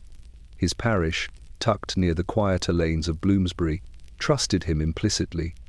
His voice was calm, his hands steady, his judgment respected. Ashcombe had devoted decades to maintaining the rigid order of morality in a city teetering on the edge of indulgence. Yet, even he was not immune to curiosity, a dangerous, human curiosity that could tip the balance between sanctity and transgression. It began with a letter, slipped beneath the rectory door on an overcast afternoon. The envelope was unmarked, sealed with a strange violet wax, stamped with a curious device. Inside, a single sentence, written in an elegant hand: "Inhale, Reverend, and see what truth awaits. Beyond propriety." At first, he thought it a jest, a mischievous prank from some wayward student. But the thought lingered, a shadow behind his eyes. That night, after the parish slept, he found himself wandering toward the chamber where he kept his modest collection of scientific instruments. Among beakers, small flasks, and the faint scent of burnt oils, he found it: a small cylinder of nitrous oxide, brass gleaming even in the dim candlelight, and a single porcelain mask resting beside it. The cylinder seemed to hum softly, as if aware of his presence. Ashcombe hesitated, his hand hovering above it. He whispered a prayer, crossing himself thrice. But the whisper of curiosity, soft, insistent, almost seductive, urged him forward. He fitted the mask over his face, connected the brass nozzle, and inhaled. The effect was immediate. His body tensed, then softened, as though a gentle tide swept through him, loosening decades of disciplined rigidity. Colors bloomed behind his eyelids, impossibly vivid, like stained glass in a cathedral whose dimensions he had never imagined. The walls of the rectory expanded, breathing in synchrony with his lungs. A strange warmth rose from his chest, filling every hollow space in his body with a dizzying sensation of euphoria. Ashcombe laughed. At first, a startled, almost guilty sound, then louder, uncontrollable. A laugh that reverberated through the quiet rectory, echoing off walls lined with books and sacred images. His knees buckled, his hands shook, and he collapsed onto the floor, clutching at the edges of his robe. The reverence he had maintained for years dissolved into a tremulous delight he could not command. He tried to rise, to compose himself, to reclaim the dignity of his station. But the gas had loosened more than his muscles. It had loosened his mind, untethering thought and decorum, blending insight and absurdity into a singular, intoxicating delirium. For minutes that felt like hours, he remained on the floor, alternately laughing and gasping, imagining sermons delivered to angels who danced in mid-air, imagining confessions whispered by shadows that moved across the walls. When the gas began to fade, Ashcombe lay still, trembling, sweat cooling along his forehead. His eyes, wide and uncomprehending, slowly returned to the familiar dim of candlelight. He felt the weight of the rectory around him, heavy with books, brass instruments, and the solemnity of the life he had devoted to others. Yet something had shifted. A hidden door in his mind had opened, and he had peered inside. He rose unsteadily, washed his face, and knelt at the small altar in the corner. Prayer came, but it was softer now, tinged with awe and the subtle, lingering thrill of disobedience. Ashcombe knew, with a certainty that chilled him, that the gas was no longer simply a curiosity, a novelty for salons and clubs. It was a force, and it had reached even him, a servant of God, disciplined and austere, undone by a single breath of brass and vapour.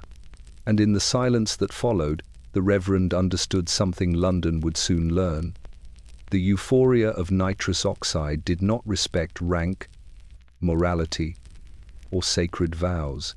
It invaded every corner of the city, every chamber of the mind, until all who inhaled it, the proud, the gentle, the pious, were revealed in their most unguarded, human state. It was a day of expected solemnity, the kind London society meticulously orchestrated for those fortunate enough to marry into wealth and rank. The church, St. Margaret's in Westminster, gleamed beneath a pale winter sun, its stained glass windows catching light that fractured into soft rainbows across the marble floors. Inside, rows of gilded pews cradled expectant families, all dressed in their finest, mothers in silks that whispered with every movement, fathers in black coats and stiff collars, and bridesmaids who clutched bouquets of winter roses with trembling hands. Into this carefully constructed tableau stepped Lady Beatrice Wycliffe, the bride, a young woman renowned not merely for her beauty but for her impeccable composure. She was the very image of restraint, a living study in self-control, elegance, and meticulous manners. No one could have anticipated what would happen when the shadows of curiosity, novelty, and the lingering scent of nitrous oxide reached her. The cylinder, small, silver, and illicit, had arrived at the rectory hours earlier. It had been delivered in a velvet case by a messenger with no return address, and the vicar, who prided himself on discretion, had tucked it away behind a ledger, intending never to touch it. But fate, or perhaps the mischievous insistence of London's chemical obsession, brought it into the hands of Beatrice's closest confidant, a maid entrusted with preparing the bridal gown and veil. One small inhalation, offered as a comforting gesture to calm pre-wedding nerves, proved sufficient to alter everything. Beatrice felt it first as a faint warmth, a strange tingling that climbed along her spine and into her chest. She drew a slow, cautious breath, only a single breath, through the small mouthpiece. And then the sensation bloomed. Her vision sharpened, the colours of the church suddenly too bright, too vivid. The reds of the stained glass seemed to pulse with secret messages. The white of her gown glimmered like moonlight on water. A laugh, unbidden and delicate at first, escaped her lips. It grew. It grew so quickly that the vicar, mid-prayer, paused in startled dismay. Her father's hand trembled on the armrest, and her mother's fingers clutched at her rosary with a sudden, frightened urgency. Guests whispered and shuffled, unsure if propriety or decorum demanded intervention. But Lady Beatrice was no longer fully present in their world. Her laughter, musical and unrestrained, tumbled from her lips, bending the air with a joy that was frightening in its intensity. The vicar attempted to continue, but the words faltered, dissolving in the rising tide of mirth. Beatrice's groom, a young lord of careful temperament, reddened, unsure whether to intervene or to surrender himself to the spectacle. He chose the latter, masking his panic with a stiff bow and hesitant smile, though the faint twitch at the corner of his mouth betrayed him. Beatrice's laughter escalated. She clutched at the velvet pew to steady herself, but she could not stop the tremors coursing through her limbs. Her hands shook, her heart raced. Every word of the vows that she had memorized vanished like smoke from a candle snuffed too quickly. The congregation, at first horrified, soon found themselves leaning forward, mesmerized, watching as a symbol of perfect discipline and decorum dissolved entirely before them. Minutes passed, though time in such states loses all meaning. Finally, the gas's effect began to ebb. Beatrice swayed, gulped, and blushed, but she remained laughing softly, unable to stop the echoing residue of joy that lingered in her throat. The vicar, pale and trembling, cleared his throat and concluded the ceremony with rapid solemnity, though none could deny the irrepressible stain of chaos left behind. When the bridal party exited the church, London whispered anew. Even the most composed, even the most disciplined, even a bride on her wedding day could not resist the lure of nitrous oxide. And in drawing rooms, salons, and alleys across the city, the story spread. A woman of perfect decorum undone, laughing through her vows, leaving the world for a moment utterly, delightfully ungoverned. Dr. Aldridge Morton had spent 32 years cultivating a reputation for exacting skill and unwavering propriety. His practice, nestled between the soot-darkened bricks of Holborn, was known for its quiet efficiency and meticulous care. Patients trusted him implicitly. Their ailments were treated with the precision of a surgeon and the circumspection of a scholar. For Morton, medicine was a solemn craft, an orderly pursuit of balance between science and morality. And then the gas arrived. It began subtly. Patients who had once required minor treatments returned with strange complaints. A fluttering heartbeat after a brief social visit, hands that shook violently for hours, sudden fits of mirth that they could not suppress. They spoke in breathless, half-embarrassed sentences of sensations that left Dr. Morton both skeptical and alarmed. Visions of light, laughter that seemed to unmoor their minds, fleeting euphoria that clawed at their reason. At first he wrote them off as coincidence, nervous excitement, the overstimulation of society, perhaps early signs of hysteria common among the city's elite. But the stories became too numerous, too consistent. No man or woman reported only a moment of pleasure. Each claimed an alteration, however brief, that unsettled their very being. The first truly alarming case arrived on a rain-darkened morning. Mrs. Fenwick, a widow of impeccable manners, collapsed into the waiting room. Her maid whispered, terrified, that the lady had taken a small taste of amusement at a friend's soirée, only a single breath, she insisted. Yet her pulse raced violently, her cheeks burned with feverish colour, and she trembled uncontrollably. Dr. Morton examined her, his hands steady but his mind uneasy. The woman's symptoms were physiological, yes, but also something else, something subtle, psychological, ethereal. He treated her, naturally, and she recovered enough to return home. But by the afternoon, she was back a second inhalation, stronger this time, and this time accompanied by violent laughter that left her faint and incoherent. By week's end, 3 more patients arrived in similar states. A young barrister who could not complete a sentence without dissolving into giggles, a governess who claimed she had glimpsed colours behind the walls, and a merchant whose hands shook as though the air itself carried electricity. Each had experimented with the gas, each had failed to control it, and each had returned to Dr. Morton for relief. Relief he could scarcely provide. With every case, the physician's unease deepened. The gas was no mere novelty, it was a disruptor, an agent that unmoored reason and blurred the lines between body and mind. He began to notice patterns. Patients returned more quickly each time, seeking another breath, another moment of euphoria.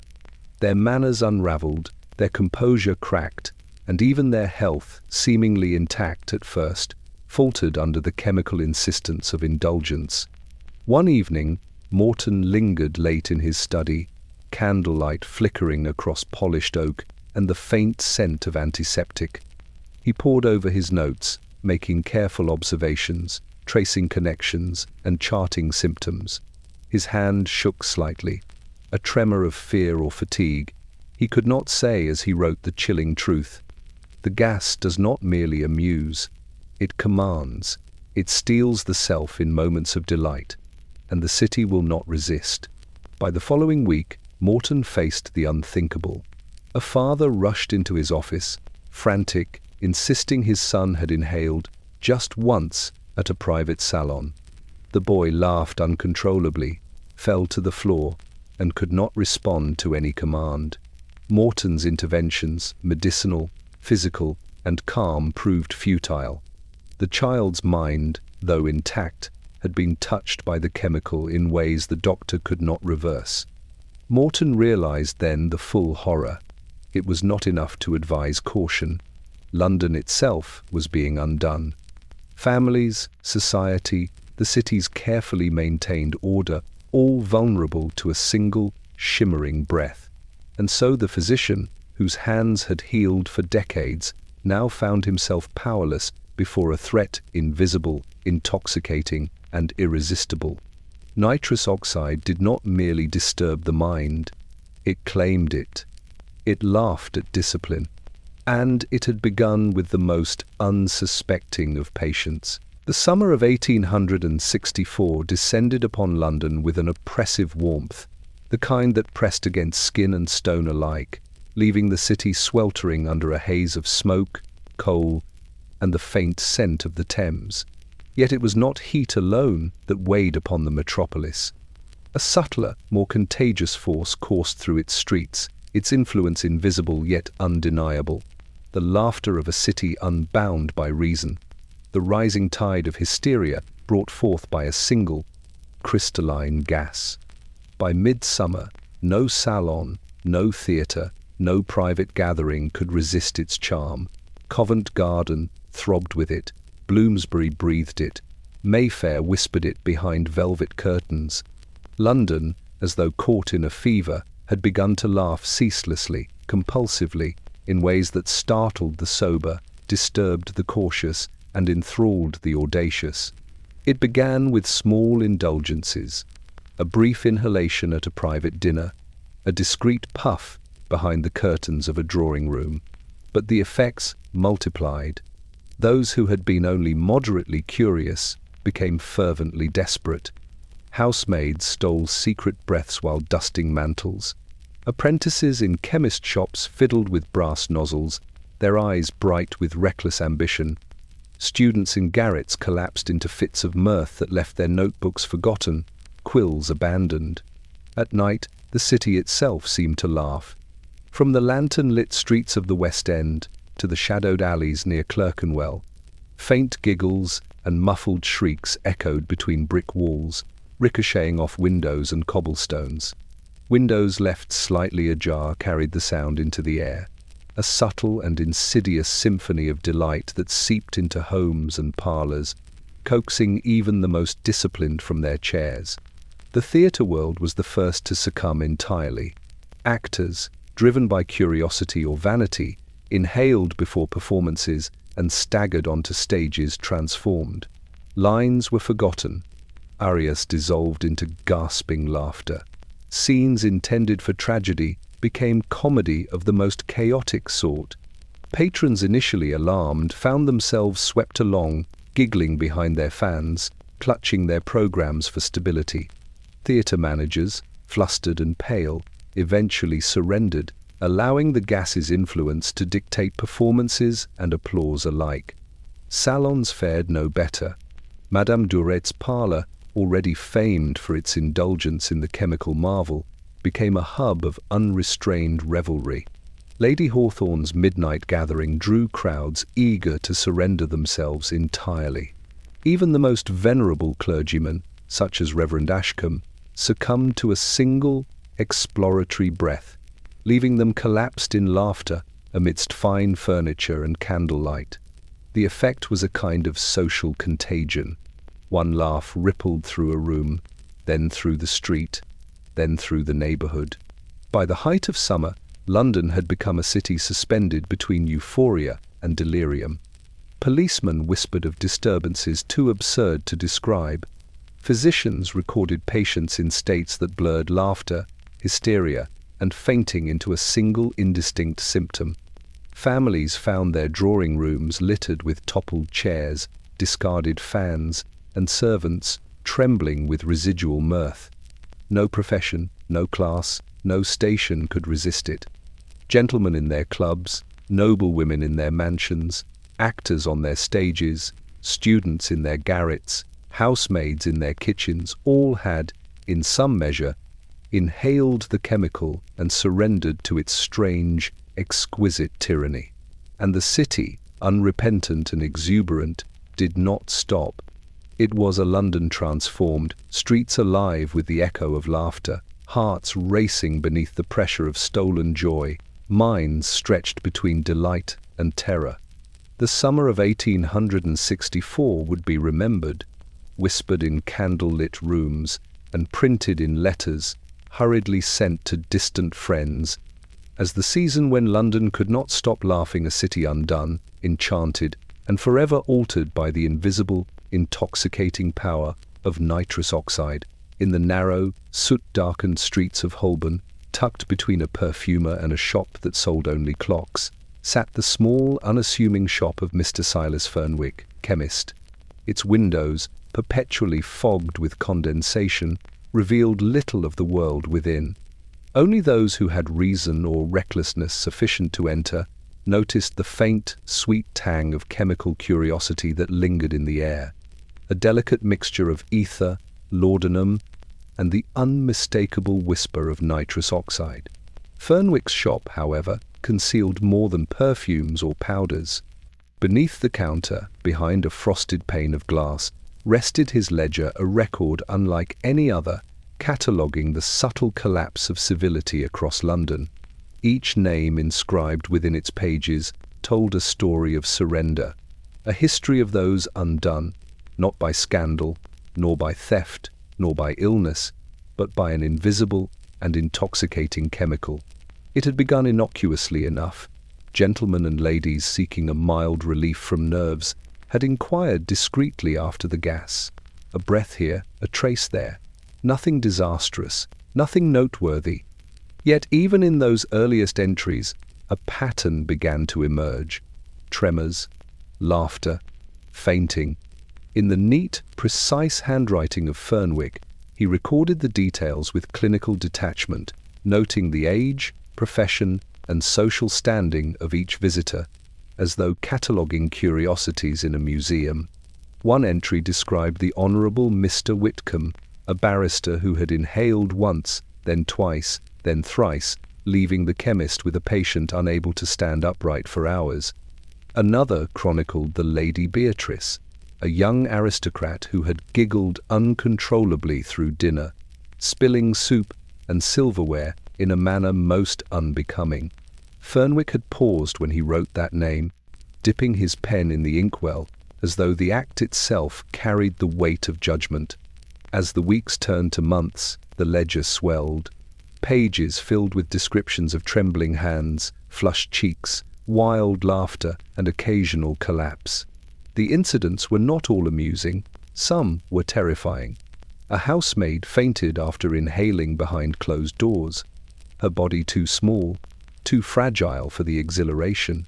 A young poet suffered convulsions mid-recitation, laughter transforming into panic before subsiding.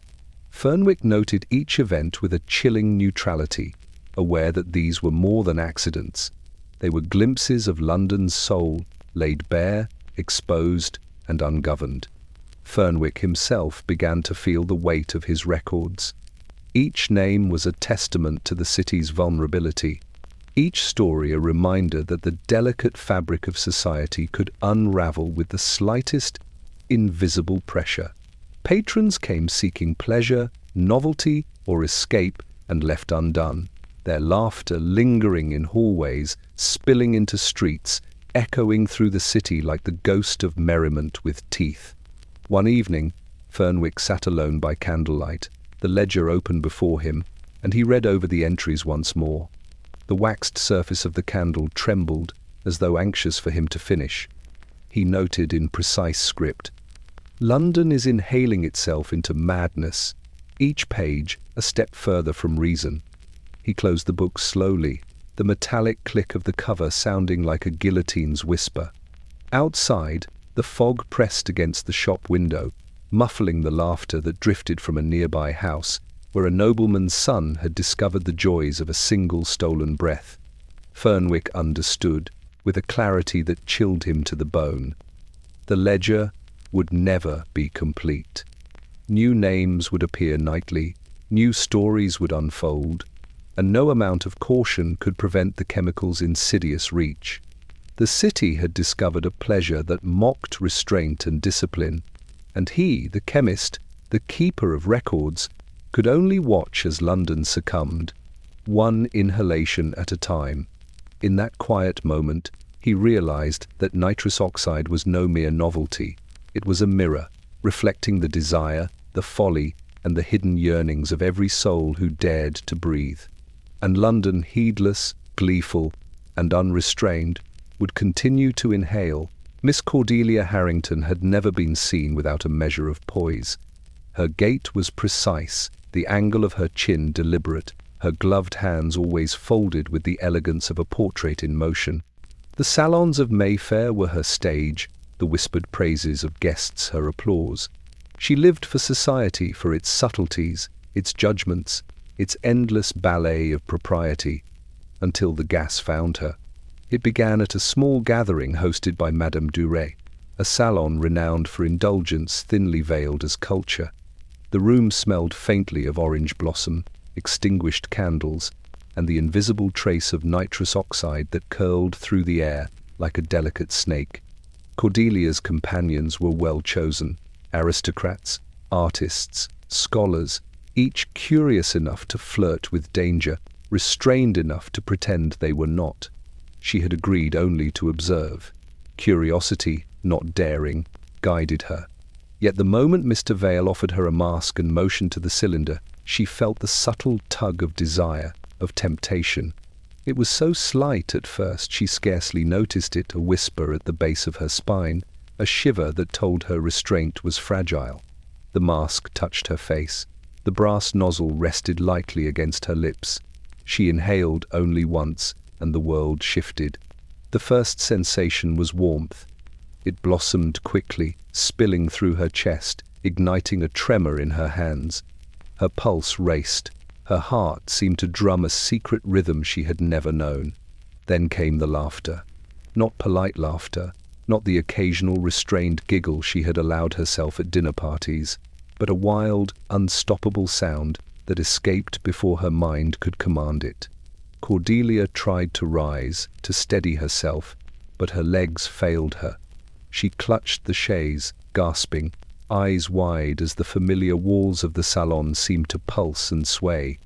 Colours intensified, the velvet drapes became impossibly rich, the candlelight flickered with a strange living quality, and the faces of her companions blurred and shimmered, each expression magnified into absurdity and delight. She laughed louder, helpless, a sound that tangled itself with the laughter of those around her until the room became a living organism, breathing in concert with its merriment.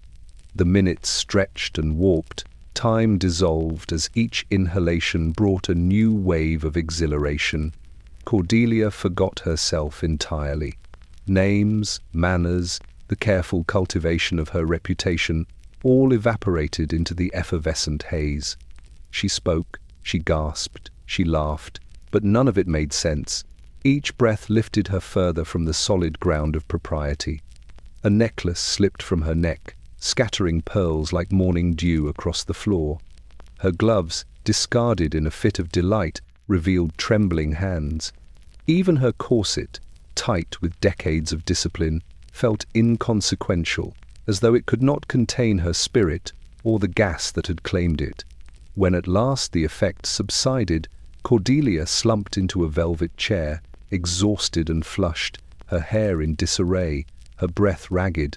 She looked around at the room, still intact, still populated with gas-tinged revelers, yet changed, as though the very air had been charged with irrepressible chaos. Her mind struggled to reclaim its usual order, to reassemble the fragments of her composure. For days afterward, she could not sleep. She dreamed of laughter cascading through candlelit halls, of mirrors reflecting impossible colors, of hands and faces moving in ways that defied memory. She could not speak of it. Society demanded that she pretend the nights never occurred, that she returned to her posture, her poise, her discipline. But the memory lingered, stubborn and bright, a reminder that London and she herself had tasted something far beyond control. The gas had stolen more than a night. It had stolen certainty, decorum, and a measure of the soul. And in the quiet, fog-laden streets of Mayfair, Cordelia Harrington walked again, outwardly composed, inwardly altered, carrying with her a secret so potent that she could scarcely name it: the lost nights of London, breathed in through a silver nozzle, and never fully forgotten. The evening had begun with all the careful precision London society demanded. At the Grosvenor townhouse of Lord Althorp, candles burned in polished sconces, silverware glimmered like trapped sunlight, and the soft murmur of conversation wound itself through the richly furnished dining room. The table was arranged with meticulous care, crystal glasses aligned, napkins folded into sharp points, and a centerpiece of orchids and white roses that filled the room with a subtle perfume. Guests arrived punctually, each one perfectly attired, their expressions rehearsed, their gestures polished. It was the sort of dinner party where nothing unexpected was supposed to occur until it did. The host, an enthusiastic young cousin of Lord Althorp, had recently acquired a small cylinder of nitrous oxide, a novelty, imported with great secrecy. In the manner of London society, it was presented discreetly, tucked into the corner of the sideboard behind a crystal decanter of sherry. Only a few whispered knew its purpose. Only the boldest dared consider its use. It was Miss Henrietta Peveril, a woman whose curiosity always danced along the edges of propriety, who first broke the silence. She approached the cylinder with the delicate hesitation of someone aware of both danger and thrill. Her gloved hand rested lightly upon the brass nozzle, and she inhaled a single, careful breath, meant only to test the faintest effect. And then the room changed. At first, the change was subtle. The chandelier overhead seemed to sway slightly, though no breeze disturbed the air. The candle flames quivered as if in anticipation. A faint sound of laughter, delicate and restrained, escaped from Miss Peveril's lips, but it was enough to draw attention. Guests paused mid-conversation, forks suspended in the air, noses twitching at the peculiar scent that had begun to drift across the polished mahogany. The second inhalation, offered by Lord Althorp's nephew, was more decisive. The laugh that erupted from him tore through the room like a ribbon unraveling. A ripple of confusion spread among the assembled company. Polite smiles froze, wine glasses trembled in trembling hands, and the careful symmetry of the dinner, the arrangement of seats, the choreography of service began to dissolve. By the third inhalation, chaos had taken hold. Miss Peveril laughed so violently she clutched at the tablecloth, sending crystal tumblers clinking to the floor. The baronet next to her doubled over in breathless mirth, unable to articulate a word. The governess, appointed to supervise the young ladies, attempted a reprimand but found herself giggling, unable to complete a single sentence. Even the chef, summoned from the kitchen by the sound of crashing silver, paused at the doorway, mouth open, hands frozen, as if he, too, had been caught in the invisible embrace of the gas. And then came silence, the sort of silence that is loud in its unnaturalness. The laughter, previously eruptive and unstoppable, ceased abruptly, leaving the room ringing with its echoes. Guests sat frozen, their expressions a mixture of awe, fear, and residual delight. Forks hovered over plates, napkins draped forgotten across laps, and a faint shiver passed through the assembled company, as if the air itself had drawn a deep, observing breath. Miss Peveril, the instigator of the evening's transgression, slumped back into her chair, pale and flushed, her hands trembling, eyes wide with the lingering effects of the gas. She realized, in that long, suspended moment, that the evening had been irrevocably altered. Order had been undone, decorum suspended, and the careful choreography of polite society shattered. The guests would recover eventually. They would return to the streets of London, to the theatre, to the salons, and to the corridors of power. But the memory of that single dinner frozen in time, marked by the sudden, ungoverned joy of nitrous oxide, would linger in whispers, in letters carefully folded into envelopes, in conversations held behind closed doors. For London had learned something terrifying. Even the most orderly rooms, the most disciplined tables, could fall silent under the subtle tyranny of a single, shimmering breath. And the city would never laugh the same way again. In a small, whitewashed operating theatre above a chemist's shop in Soho, Dr. Reginald Fairfax prided himself on precision. His hands were steady, his instruments polished to a mirror gleam, and his mind honed through decades of study and meticulous practice. He had been trained in London's finest hospitals and had long held the respect of colleagues who whispered that he possessed the rare ability to remain calm when death hovered. Surgery for Dr. Fairfax was a disciplined ballet of scalpel, suture, and nerve. Yet on this humid evening in late July, the city's heat pressing against the theatre's grimy windows, his judgment would falter. And the fault lay in a chemical so seemingly innocent that even a man of science could underestimate its seductive danger. Nitrous oxide. Fairfax had been called to operate on a young lady suffering from a minor but painful ailment, a cyst upon her wrist. The patient, nervous and pale, clutched the edge of the table as she had been instructed. Fairfax, wishing to spare her suffering, reached for the canister of gas brought by a chemist friend, claiming it would induce calm. He had seen demonstrations, read accounts in journals, believed he understood the proper dosage. It was a reasonable assumption. It was also fatally mistaken. He attached the nozzle to the small mask and placed it against her lips. She inhaled, first tentatively, then with the unconscious eagerness of someone desperate for relief. Fairfax observed her closely. At first, her color brightened, her tremors ceased, her pulse steadied. It seemed, briefly, as though the gas had performed precisely as intended. And then it escalated. Her eyes widened. She gasped, a sound delicate and fragile. A quiver passed through her limbs. And then laughter. Soft at first, almost polite, then louder, rolling over her in waves that made the theatre walls vibrate. Fairfax's hands, steady for decades, shook slightly as he realized she was no longer simply calm. She was ungoverned. The first chuckle was merely a warning. The second, a tremor through the floorboards.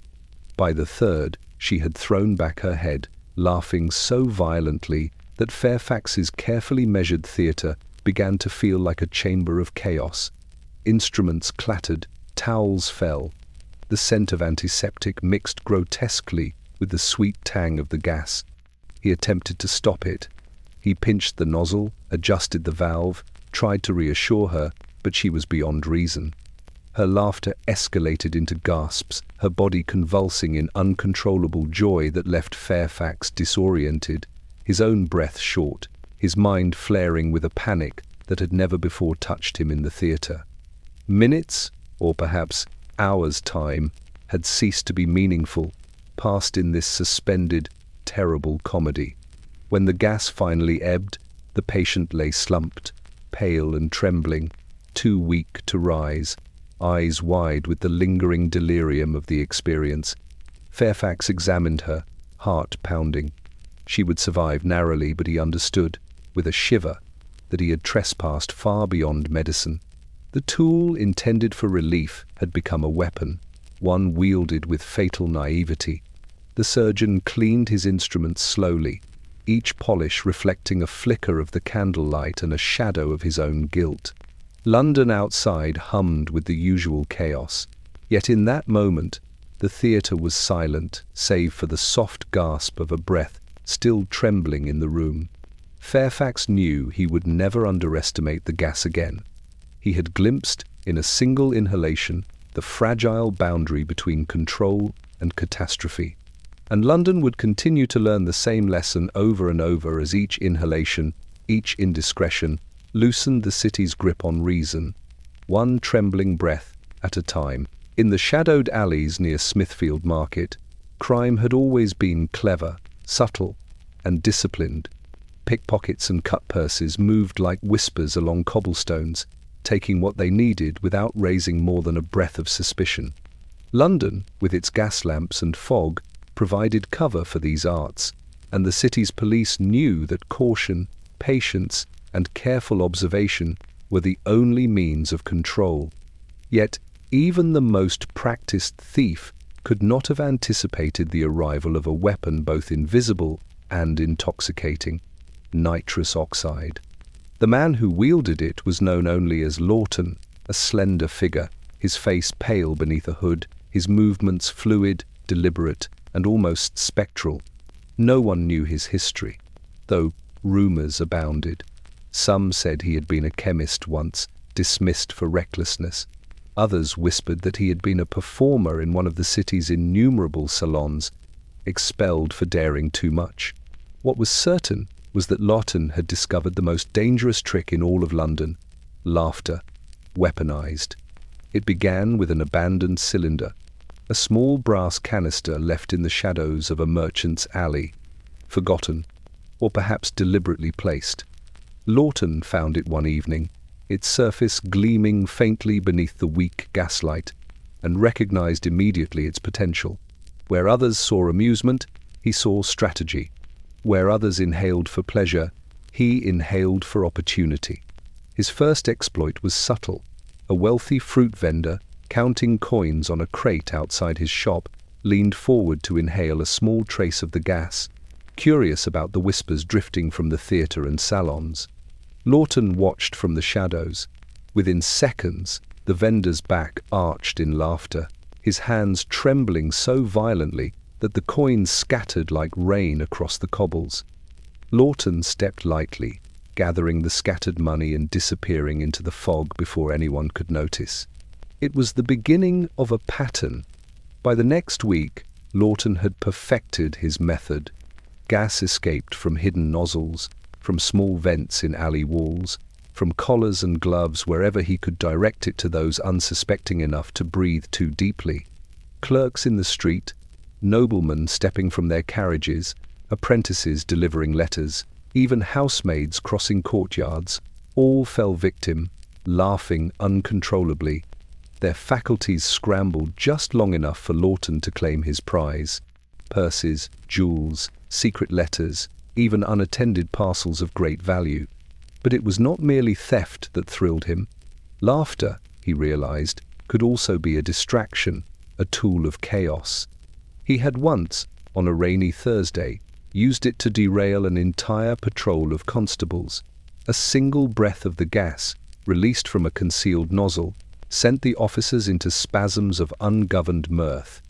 Their whistles blew uselessly, their hands clutched at nothing, and Lawton, observing from a safe corner, walked freely through the market, with a satchel twice as heavy as when he had entered.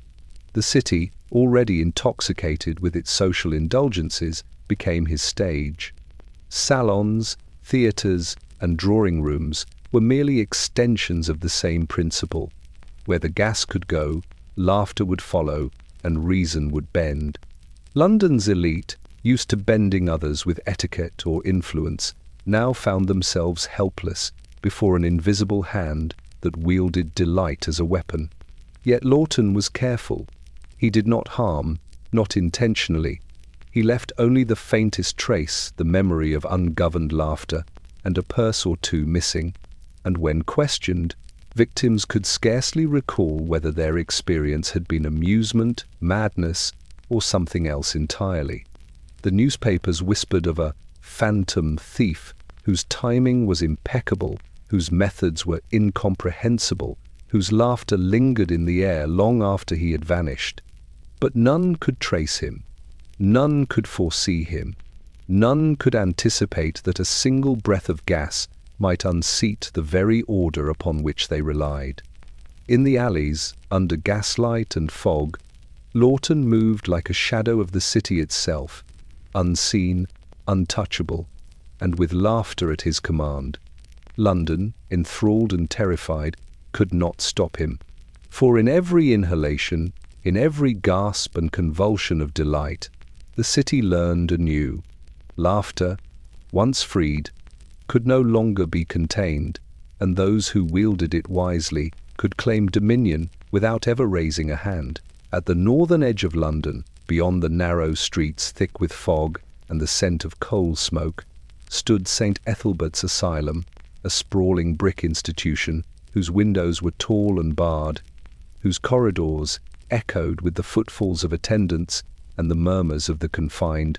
It had long been the city's repository for the fragile, the eccentric, the diseased in mind, if not in body, a place where reason was monitored, contained, and sometimes, mercifully, shielded from the cruel exposure of the streets. But even the asylum was unprepared for what arrived in the summer of nitrous oxide. The first case was subtle.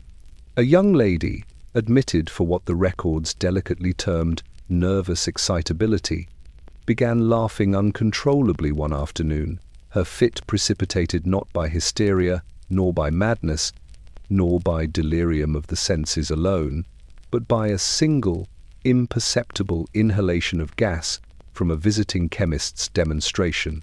Staff, initially curious, soon became alarmed as her laughter, pure and piercing, rippled through the hallways and infected other patients in adjacent rooms. Within hours, St. Ethelbert's became a place both sacred and uncanny, a sanctuary where sanity teetered on the brink of chemical surrender. Dr. Thaddeus Merivale, the resident physician, was the first to recognize the danger. A man, meticulous and disciplined, he moved through the asylum with precise attention, noting changes in pulse, the dilation of pupils, tremors in the extremities, and the unmistakable, euphoric giddiness that spread from patient to patient. He documented every case in his ledger with a careful hand, yet the numbers mounted faster than he could record them. There were gentlemen of quiet disposition who laughed until tears ran down their cheeks, women of refinement who clutched at their gowns in helpless amusement, and children, scarcely able to comprehend the nature of their delight, who rolled across the cold tiles in fits of inexplicable joy. By nightfall, the ward had transformed entirely. Lanterns burned low, casting flickering shadows over the marble floors and high, plastered ceilings. Laughter echoed in corridors that once only held quiet despair. Attendants, accustomed to the predictable rhythm of the asylum, moved between rooms with anxious whispers, guiding patients who were sometimes too buoyant to walk, sometimes too exhilarated to comply.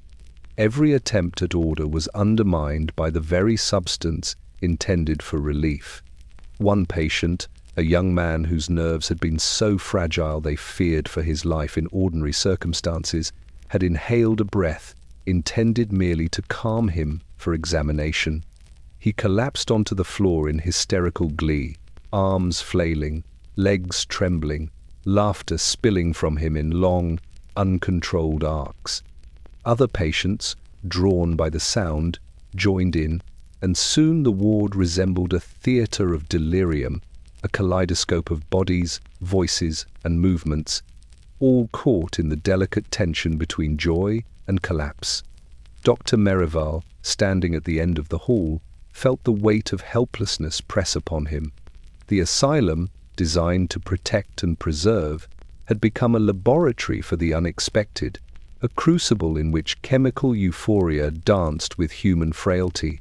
He knew that each inhalation risked destabilizing the mind permanently, yet the allure of laughter, ungoverned and radiant, seemed to overpower the prudence of even the most disciplined patient.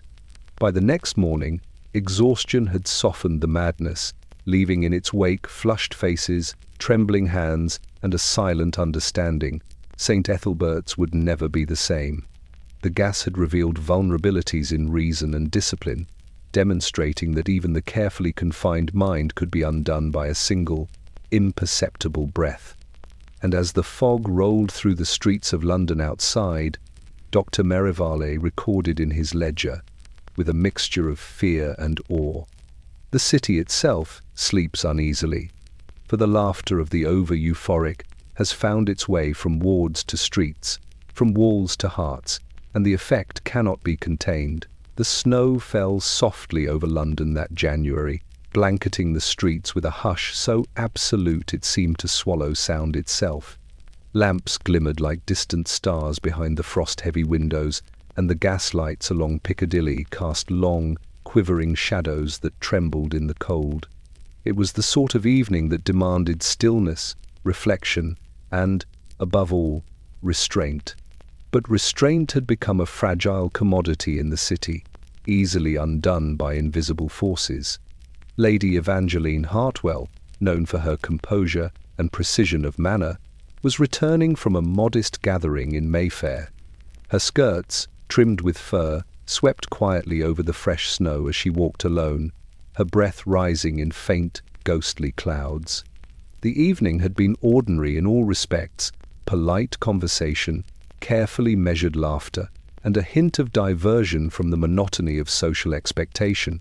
Yet, in the air, just beneath the polished veneer of propriety, lingered the subtle scent of nitrous oxide, carried from salons and laboratories into the streets themselves by the restless city. Lady Hartwell had no intention of inhaling. She prided herself on discipline, and discipline had always been her shield. But a single, inadvertent whiff, a breath taken too deeply from the faint mist that hung near the edges of the lamplight, was sufficient. The first effect was imperceptible. A warmth, subtle yet insistent, coiled through her chest and up her spine, loosening muscles that had been taut with the tension of etiquette. Her shoulders eased, her hands unclenched, and a faint shiver ran through her frame. Her heart, accustomed to measured beats, quickened slightly, each pulse echoing in the still, snow-laden night. Then came the laughter. At first it was a soft exhalation, a sigh that might have been mistaken for wind through the trees, but it grew rapidly, spilling from her lips in uncontrollable, crystalline peals. She gasped, doubled over slightly, and the snow beneath her skirts became a witness to her sudden liberation. The carefully maintained poise of a lifetime, the same poise that had guided her through countless balls, teas, and dinners, dissolved in the cold, white embrace of the night. Her movements became fluid, unrestrained. She twirled once, a hesitant spin at first, then another and another, each step leaving faint impressions in the snow that glimmered under the gaslight. Her laughter rose, a clear, bell-like sound that seemed to carry farther than she realized, echoing off the empty streets and frozen walls, startling passers-by who peered from their windows in alarm and curiosity. Lady Hartwell's mind, usually so precise, raced through a kaleidoscope of images and sensations. The buildings around her shimmered with impossible colors. The lamplight seemed to bend and ripple as though liquid. The snowflakes themselves danced to a rhythm, imperceptible, yet perfectly synchronized with her own heartbeat. She laughed until tears ran freely down her cheeks, laughter mingled with awe, with disbelief, and with the purest, most intoxicating joy. When at last the effect began to fade, Lady Hartwell sank to her knees in the snow, shivering from cold and exhilaration alike. Her skirts were damp, her gloves frost-lined, and her hair loose, falling in a chaotic halo around her pale, flushed face. She smiled, still trembling, still breathless, still half in the thrall of the invisible force that had claimed her so thoroughly. A passer-by, a carriage driver pausing to adjust the reins of his horses, watched her with wide eyes and a mixture of fear and wonder. Yet Lady Hartwell, noticing nothing beyond the lingering thrill, rose slowly to her feet and continued her walk home, her steps tentative but strangely light, as though the city itself had granted her a brief, merciful reprieve from its relentless order. London, cloaked in fog and frost, watched silently, and somewhere, in salons, laboratories, and shadowed corners, the whispers began anew.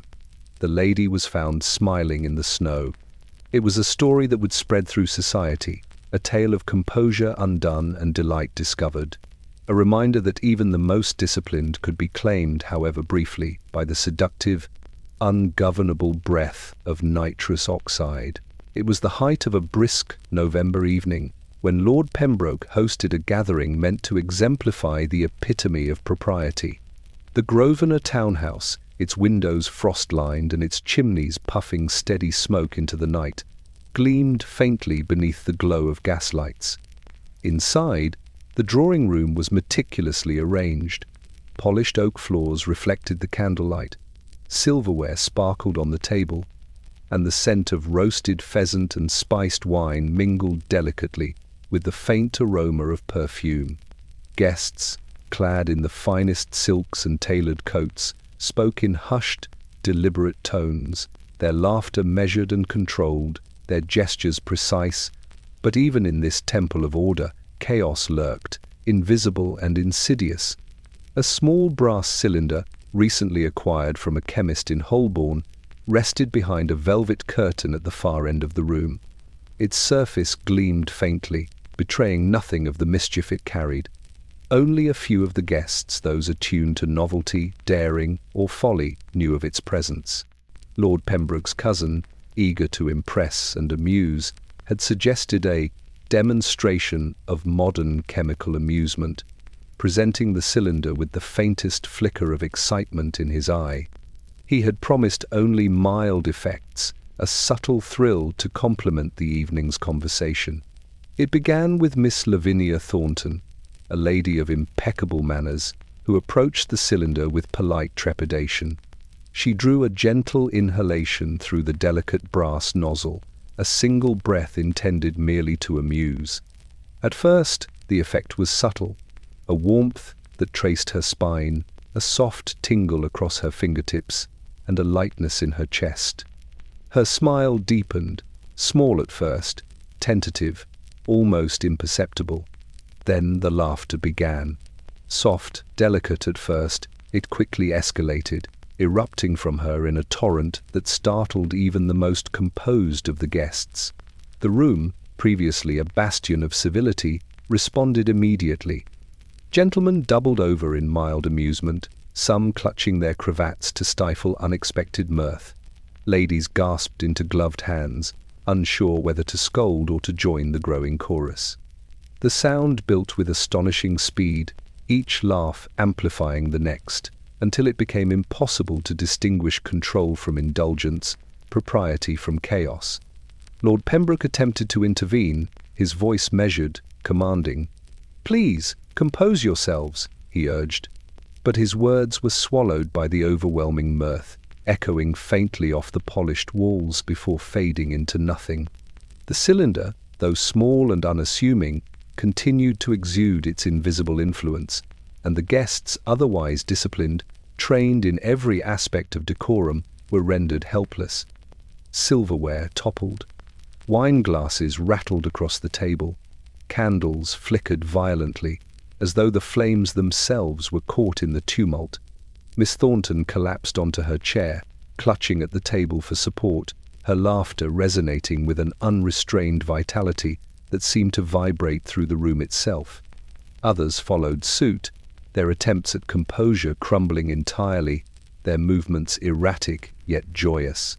For nearly half an hour, the dinner party existed in a suspended state of chaos and delight.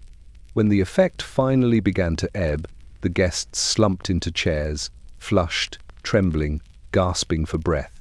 their expressions a mixture of exhaustion, embarrassment, and lingering exhilaration. Polished floors were littered with fallen napkins and toppled cutlery. The table, once a testament to careful order, resembled a battlefield of delight and disorder. Lord Pembroke himself, standing pale and disconcerted, realized with dawning horror that his carefully curated evening had been irrevocably transformed. The cylinder, the small, seemingly innocuous instrument of pleasure, had undone hours of etiquette and centuries of social training in a matter of minutes. Outside, London carried on in its fog-shrouded streets, unaware of the disaster that had unfolded behind one closed, velvet-lined door. Inside, the whispers began to circulate. The Pembroke dinner silenced and undone by laughter itself. And thus, London learned yet again that no matter how controlled, how disciplined, how carefully arranged, a single breath of nitrous oxide could unravel the most steadfast threads of decorum, leaving only joy wild, irrepressible, and terrifyingly ungoverned in its wake. The morning after the Pembroke dinner, London awoke to whispers that crept along cobblestones and through narrow alleys, seeping into the parlours and coffee-houses of the city like an invisible fog. The tale of the silenced dinner party, the sudden hysteria, and the uncontrollable laughter that had gripped the guests spread with the certainty of scandal, yet with a peculiar discretion. No official reports, no bold headlines, merely murmurs and letters passed hand to hand. By noon, the matter had reached the ears of the Home Secretary. While the public was not yet aware, the subtle threat posed by nitrous oxide, a chemical capable of undoing the most disciplined of citizens, demanded attention. An inquiry was convened, not in the grandeur of the House of Commons, but in a narrow, oak-panelled room tucked behind closed doors in Whitehall. The chamber was dim, lined with leather-bound volumes and thick curtains that muffled the hum of the city outside. Only the invited, a small, discreet selection of lawmakers, physicians, and legal advisers could enter. Sir Algernon Fenton, the chairman of the inquiry, presided with a stern face.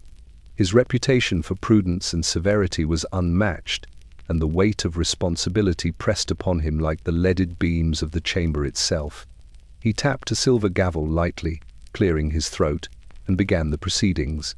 "The city has experienced incidents," he said carefully, his voice measured but carrying an undertone of unease. "Occurrences that have unsettled society and brought public behavior into question. Reports have reached this office of laughter, uncontrollable laughter, among the elite, among servants, among those expected to maintain decorum. A murmur of acknowledgement passed through the assembly. Physicians present nodded gravely, each aware of the peculiar symptoms they had documented in private consultations: flushed faces, trembling hands, breathless hysteria, sudden collapses. Some had been brought to the wards of St. Ethelbert's. Others had been observed in salons, theatres, and clubs. Dr. Thaddeus Merivale, called upon for testimony, spoke with careful clarity. He described incidents with the precision of a man cataloguing a new disease: the duration, the onset, the effects upon mind and body. "A single inhalation," he reported, "can render a person ungoverned, disrupting cognition and volition. The effects vary with age, temperament, and previous exposure, yet all exhibit a remarkable capacity to unsettle societal norms." Sir Fenton's brow furrowed. He scribbled notes in a leather-bound ledger, his quill scratching like a whisper against paper. Outside the chamber, the city's fog pressed against the windows, as though eager to eavesdrop. The gravity of the situation became clear. This was no mere novelty, no harmless amusement. The gas had proven capable of undermining the very foundations of civility. Questions were raised about regulation, about restriction, about policing the invisible and unpredictable. Physicians suggested licensing and controlled administration. Lawyers debated liability, consent, and the limits of personal freedom.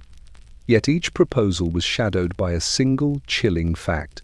London itself could not resist the chemical's allure. Every prohibition would be circumvented, every restriction tested, every precaution subverted by those curious, reckless, or bold enough to inhale the vapor. By the end of the inquiry, no resolution had been reached. The assembled minds, brilliant yet constrained by convention, recognized the futility inherent in their task.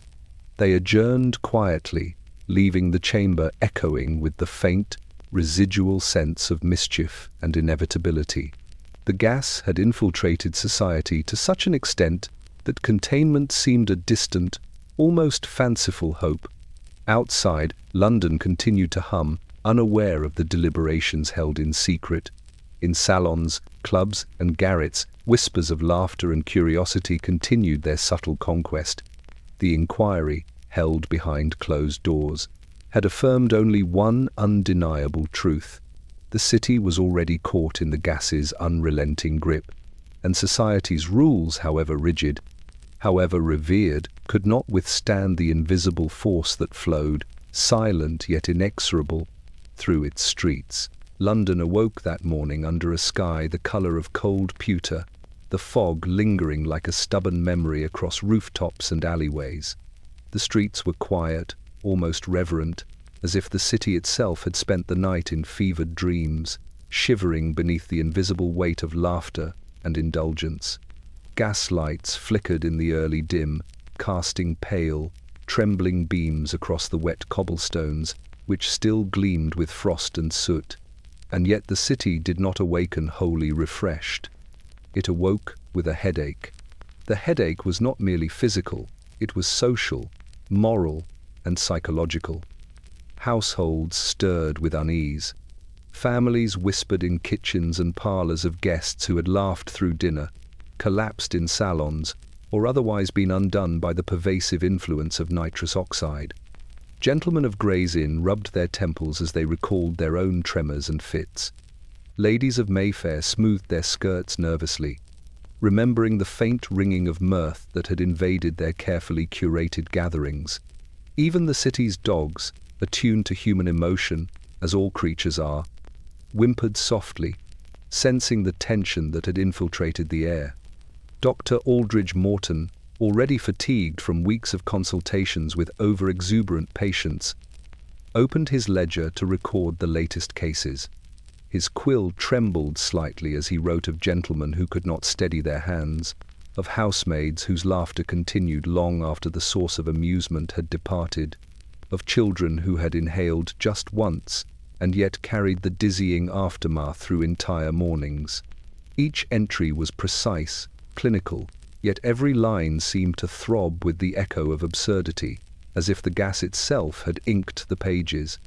In Holborn, Mr. Silas Fernwick, chemist, pored over his own records, tallying names like a conductor, counting the beats of a maddening symphony. The ledger, already thick with the weight of ruined composure, now seemed impossibly larger, a testament to the city's surrender. He pinched the bridge of his nose and exhaled a weary sigh.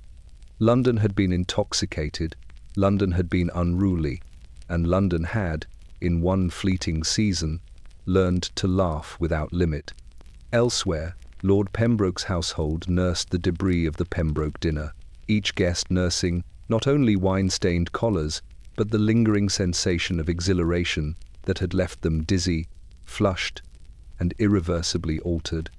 At Madame Duret's salon, servants quietly replaced toppled chairs and cleaned the floors where gilded slippers had scattered, while the hostesses themselves brushed hair back into place, each movement careful, deliberate, and tinged with the memory of the night's euphoria. And yet, for all the disruption, the city carried on. Carriages rattled over wet stones, vendors called for attention in the marketplace, and newspapers, cautious yet insistent, hinted at stories of inexplicable laughter and misadventure, though the details remained elusive, muffled, like whispers pressed against velvet curtains. London had survived, in body if not in dignity, and the fog pressed against the windows as though in approval, leaving only a quiet, almost smug, awareness that its citizens had glimpsed something utterly forbidden and delightful. By midday, the headaches lingered, a dull pulse beneath the scalp of the metropolis, but so too did an irresistible curiosity. Who had inhaled too deeply, and where? Which salons, which theatres, which private rooms had become arenas of ungoverned joy? The city, hungover yet eager, seemed poised to chase the answer, to breathe once more the invisible substance that had upended manners, overturned composure, and dissolved restraint. Nitrous oxide had come, unseen, to London. It had touched the rich and poor alike, the disciplined and the frivolous. And when the city finally exhaled, it realized, with an uneasy fascination, that it would never be the same. Laughter, unrestrained and impossible to govern, had claimed London. The headache was only the beginning. It began as a murmur, a subtle note of unease carried from drawing room to alleyway, from salon to laboratory, whispered behind gloved hands and under lowered fan folds. London had always prided itself on discretion. Scandals were whispered, secrets preserved, impropriety veiled beneath layers of etiquette. But the city had grown restless, and in the summer that nitrous oxide had claimed every corner of society, whispers were no longer sufficient. The Morning Gazette, a paper known for its meticulous reporting and influence among the educated classes, decided to pierce the veil. Its editor, Mr. Percival Havisham, a man of keen perception and cautious ambition, had received reports letters from outraged physicians, anxious housemaids, and frazzled servants detailing incidents too wild and consistent to ignore.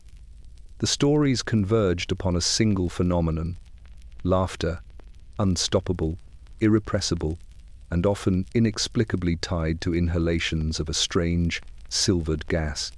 Havisham commissioned a special report, assigning his sharpest correspondent, Miss Adelaide Fenwick, to investigate. Fenwick moved quietly through London, gathering accounts in hushed voices, tales from Covent Garden, from Mayfair salons, from Bloomsbury garrets. She listened to actors whose lines had dissolved mid-performance into breathless hilarity, to socialites who had collapsed in parlour chairs, their poise undone, to children whose giggles rang like chimes long after the inhalation. Each account was carefully recorded, noting time, place, and effect. By the eve of publication, the Gazette's offices were filled with a peculiar tension. Printers moved with careful, almost reverent precision, aware that the words they pressed upon paper might ignite curiosity, outrage, or scandal in equal measure. The typeset pages glimmered faintly under the gaslight, the ink dark and fluid, poised to spread a story that had until then existed only in whispers and private terror. The headline, when it appeared, was restrained yet tantalizing: "The Invisible Fever.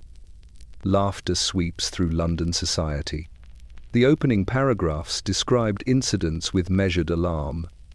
A dinner party in Mayfair silenced by fits of hysteria, a salon in Bloomsbury rendered chaotic by ungovernable joy, a theatre where performances dissolved into laughter uncontrolled.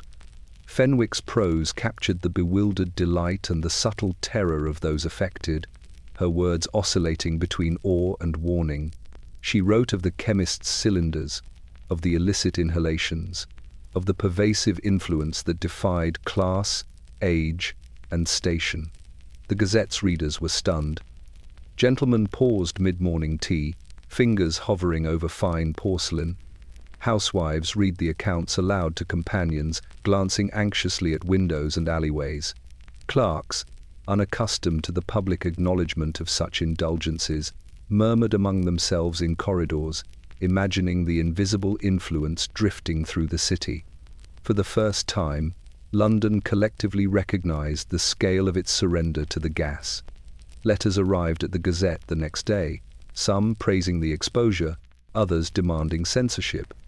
Physicians expressed concern in carefully worded phrases, calling for investigation. Socialites and aristocrats, previously secretive about their indulgences, whispered behind closed doors, aware that their private lapses were now matters of public record. Even the chemists, who had supplied the gas discreetly, began to wonder if discretion was no longer possible. For a moment, London paused. The invisible, intoxicating laughter that had danced behind velvet curtains and in hidden salons was now illuminated, exposed in ink on paper, a public acknowledgement of the city's collective vulnerability. Yet the Gazette's report did more than inform. It amplified. The mention of the gas, the stories of uncontrolled mirth, the documentation of impropriety, all acted as a new catalyst. Curiosity, temptation, and daring surged. Households, drawing rooms, and even theatres felt the pull of experimentation, now legitimized in some perverse way by the public acknowledgement. The city had been warned, but warnings, in London's fog-laden streets, were as fleeting as laughter itself.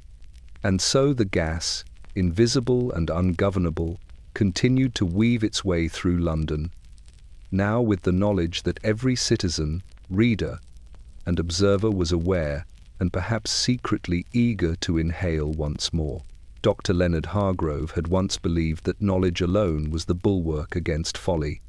For decades, he had administered medicine with careful precision, balancing intellect with compassion, and had earned a reputation among London's elite as a man whose hands healed without fail and whose judgment rarely erred.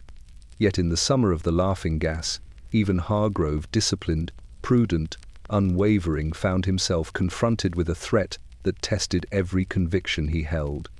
It began with small, almost imperceptible cases, patients who arrived flushed, breathless, and trembling, describing sensations of lightness, euphoria, and uncontrolled laughter.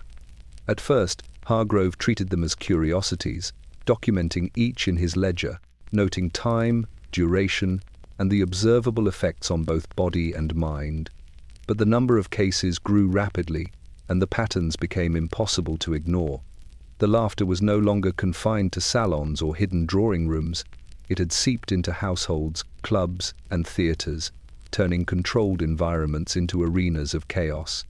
One evening, a young barrister named Edmund Fairfax arrived at Hargrove's chambers.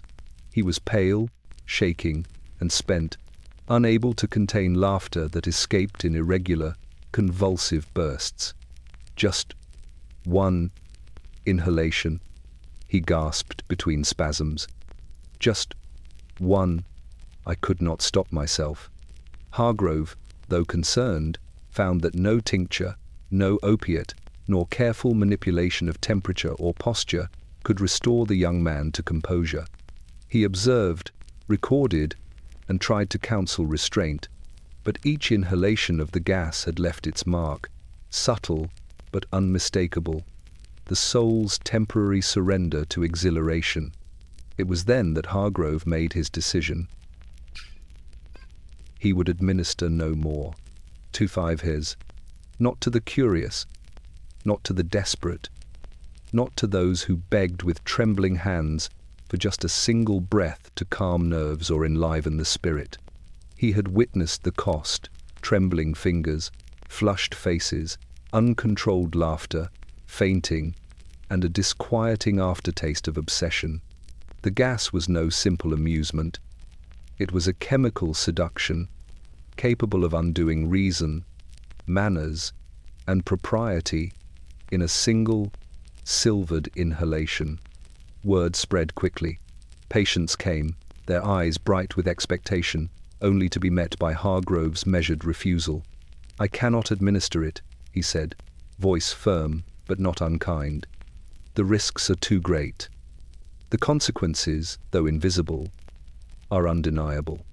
Some pleaded, some argued, some threatened politely.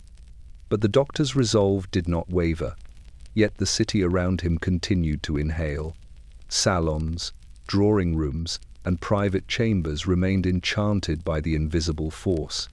Physicians who lacked Hargrove's caution administered doses recklessly, and each case added to the mounting ledger of ungoverned joy, hysteria, and disrupted propriety. London, in its fog and gaslight, teetered between fascination and disaster, and Hargrove watched from his chambers, exhausted, helpless, yet steadfast. At night, he would sit by the window, candlelight flickering across the brass fittings of instruments left untouched, listening to the faint, echoing laughter that drifted through the streets. He wrote in his journal, "I will administer no more. Let others surrender, if they must. But I will not participate in the undoing of reason. London may inhale, society may falter, but I will remain a witness, not a participant." The city exhaled, unaware that one careful hand had refused complicity.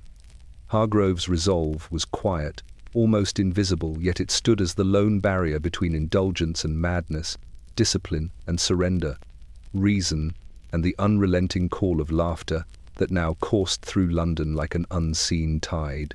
The factories along the Thames had always been a place of noise, smoke, and the ceaseless clatter of machinery. But that morning in early spring, the hum of industry was pierced by an altogether different sound: laughter. It began faintly, like a ripple through the rows of looms and presses, and grew quickly into a roar that could not be ignored. The men and women, accustomed to the rhythm of work, paused, startled, and then collapsed into convulsions of mirth, their bodies shaking in ways both unnatural and irresistible. The cause was, of course, nitrous oxide. A delivery had been made the night before, intended for a nearby chemist, but mistakenly left in the corner of the dye house. Its polished cylinder gleamed innocently beneath the flickering oil lamps, the brass nozzle glinting like a serpent coiled for mischief. The gas, subtle and insidious, had begun to leak overnight, saturating the air with an invisible perfume that promised delight and delivered chaos.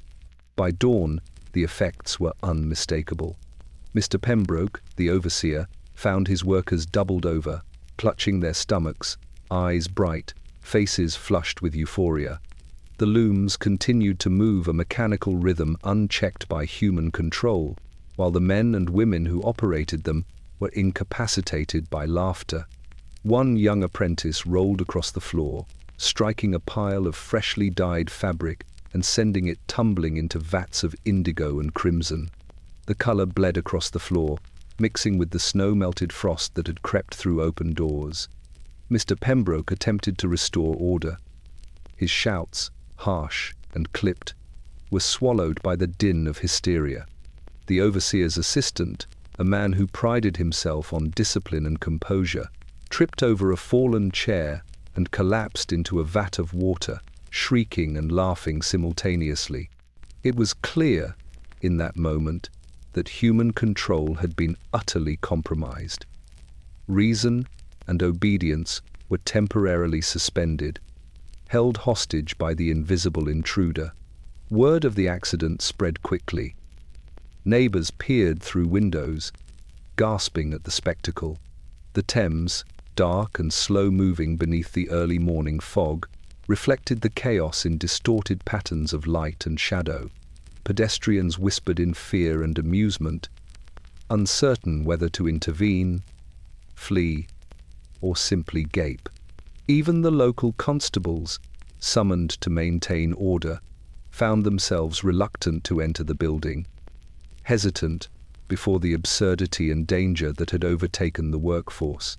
When the gas dissipated, the aftermath was a mixture of ruined fabric, injured pride, and trembling bodies. Several workers had sprained wrists or legs. One young woman's hair was singed by a lamp, knocked to the floor during a fit of laughter. Yet the psychological impact was greater still. The employees, who had been so accustomed to routine and subservience, now carried the memory of involuntary abandon, the intoxicating freedom of laughter unchecked. The factory, though technically reopened, remained a cautionary tableau. Boards were nailed over the corners where the cylinder had rested, and ventilation was increased. Yet whispers persisted of the laughing factory, a story passed among apprentices and neighbors, a tale of the invisible force that could render the most disciplined and industrious, helpless. In offices and salons across London, the incident was discussed with a mixture of horror and fascination. The city's elite, already enthralled by the chemical's power, recognized its capacity to reach beyond the gilded drawing rooms into the very heart of labor. The gas had proven it did not respect class, propriety, or function. It had infiltrated the machinery of work, disrupting both bodies and discipline. And London, shivering beneath the fog and its own laughter, understood with growing dread. The nitrous oxide was no longer a novelty. It was a force. It could strike anywhere, touch anyone, and leave chaos in its wake, even in the soot-dark heart of industry. Lady Rosamund Fairlie had always been a paragon of measured taste.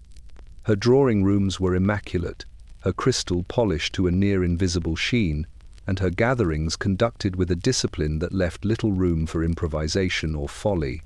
Invitations to her soirees were coveted, for one could count on the perfect balance of conversation, music, and discreet diversion.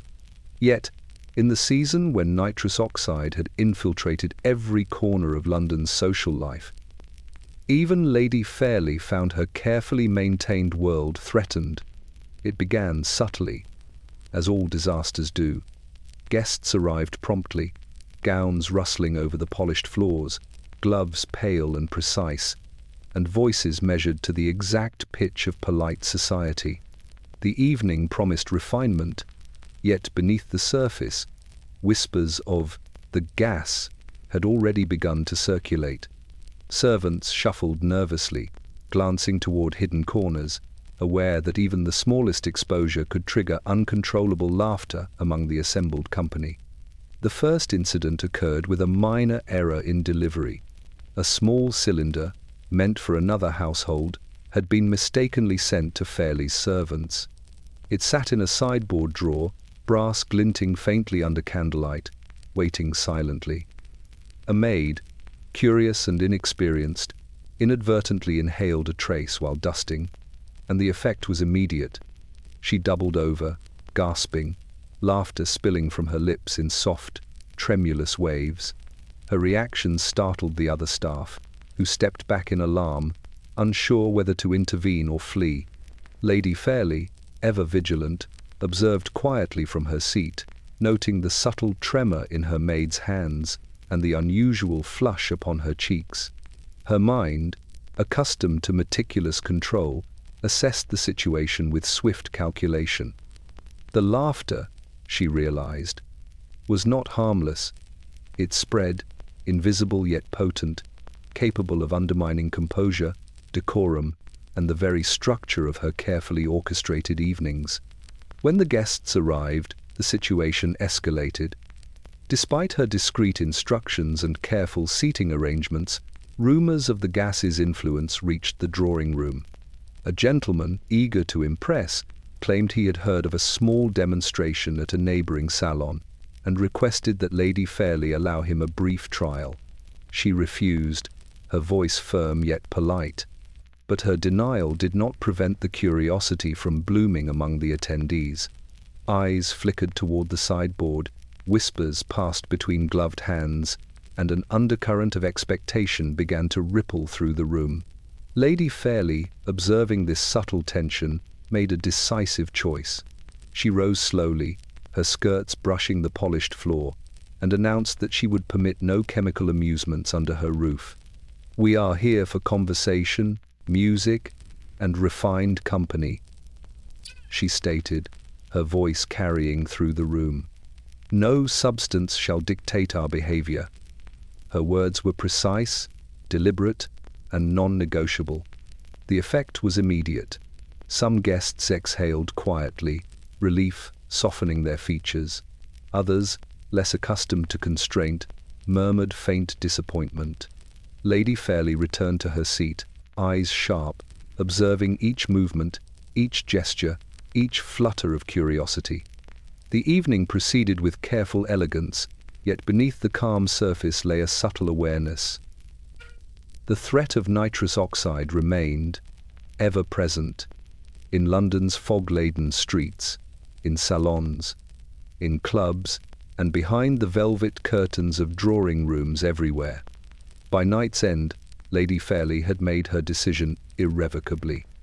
Her household would not partake, her soirees would remain untouched, and she would enforce her rule with unwavering resolve. It was a small, personal stand against the tide of chemical indulgence, a refusal to surrender even one breath to the invisible, intoxicating power that had undone so many of her peers. And as she extinguished the candles and drew the curtains against the chill of night, London outside continued its restless hum, a city laughing, gasping, and surrendering to the unseen influence, while within her walls, Lady Rosamond Fairlie remained a bastion of order, steadfast against the tide. In the quiet, narrow streets near Holborn, Mr. Silas Fernwick's shop had long stood as a discreet portal to the extraordinary. Behind fogged windows and beneath the dim glow of oil lamps, he had kept his instruments, powders, and small cylinders of gas with meticulous care. He knew, better than most, the allure and danger of nitrous oxide, the way it teased, seduced, and ultimately unraveled both body and decorum. For weeks, his ledger had grown heavier with names, each inscribed in careful script, cataloguing the subtle devastation of laughter and delirium that spread through London society. But on this particular evening, Fernwick knew he was to make his final delivery. The cylinder was polished, gleaming faintly beneath the flickering candlelight, brass fittings reflecting the glow like small, wicked stars. He had kept it pristine, as though the metal itself were sacred. A special order had come from a distant patron, a gentleman whose wealth and influence made discretion paramount. Fernwick had taken extraordinary measures: no labels, no parchment, no hint of origin. Only the cylinder, the nozzle, and a promise of secrecy. As he wrapped the device in velvet and secured it within a small wooden case, Fernwick felt a tremor in his hands, not from weakness, but from apprehension. He had watched the gas undo actors, socialites, and housemaids alike. He had observed entire salons collapse under its subtle tyranny, and now he was entrusted with delivering it one last time, a final act that carried weight far beyond its modest size. The recipient awaited him in a townhouse near Mayfair, a narrow building whose windows glimmered faintly through the London fog. Fernwick's steps were deliberate, each footfall muffled by the soft mist curling around the gaslit streets. He kept the case close, velvet pressed against his chest, as though shielding it from the city itself. When he arrived, the door opened before he could knock. The gentleman, impeccably dressed, bowed slightly, eyes gleaming with anticipation. Fernwick handed over the case without a word. The cylinder was heavy, though not burdensome, polished, though not ostentatious. The man accepted it reverently, almost fearfully, as though aware of the power contained within the brass and silver. "Take care," Fernwick whispered, his voice low, almost a prayer. "This is no toy, no novelty. It commands, it seduces, it cannot be contained once inhaled." The gentleman nodded, eyes bright with curiosity and trepidation. He took the case inside, closing the door with the soft click of inevitability. Outside, the fog swirled, wrapping the street in a muted hush, carrying with it the faint, sweet tang of chemical mischief. Fernwick lingered for a moment, glancing back toward the shop. He knew this was truly the last time. The city had been inundated with the gas. Society had been undone, salons toppled, drawing rooms surrendered to laughter, and theatres transformed into theatres of chaos. His ledger was full, his records complete. He could no longer justify supplying another breath, another fleeting moment of ungoverned joy.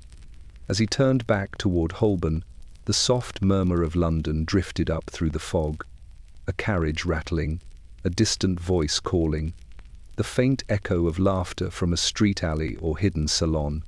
It reminded him that the city, even without his assistance, would continue to inhale, to experiment, to surrender. The cylinder he had just delivered would find its own path, its effects rippling outward, subtle yet pervasive, a final testament to the invisible power that had claimed London.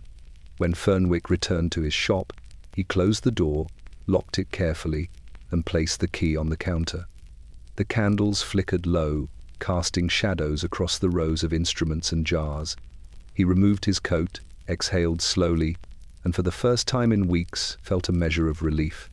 The gas had left his hands. The city, however, would never be rid of it. It was a grey morning in London.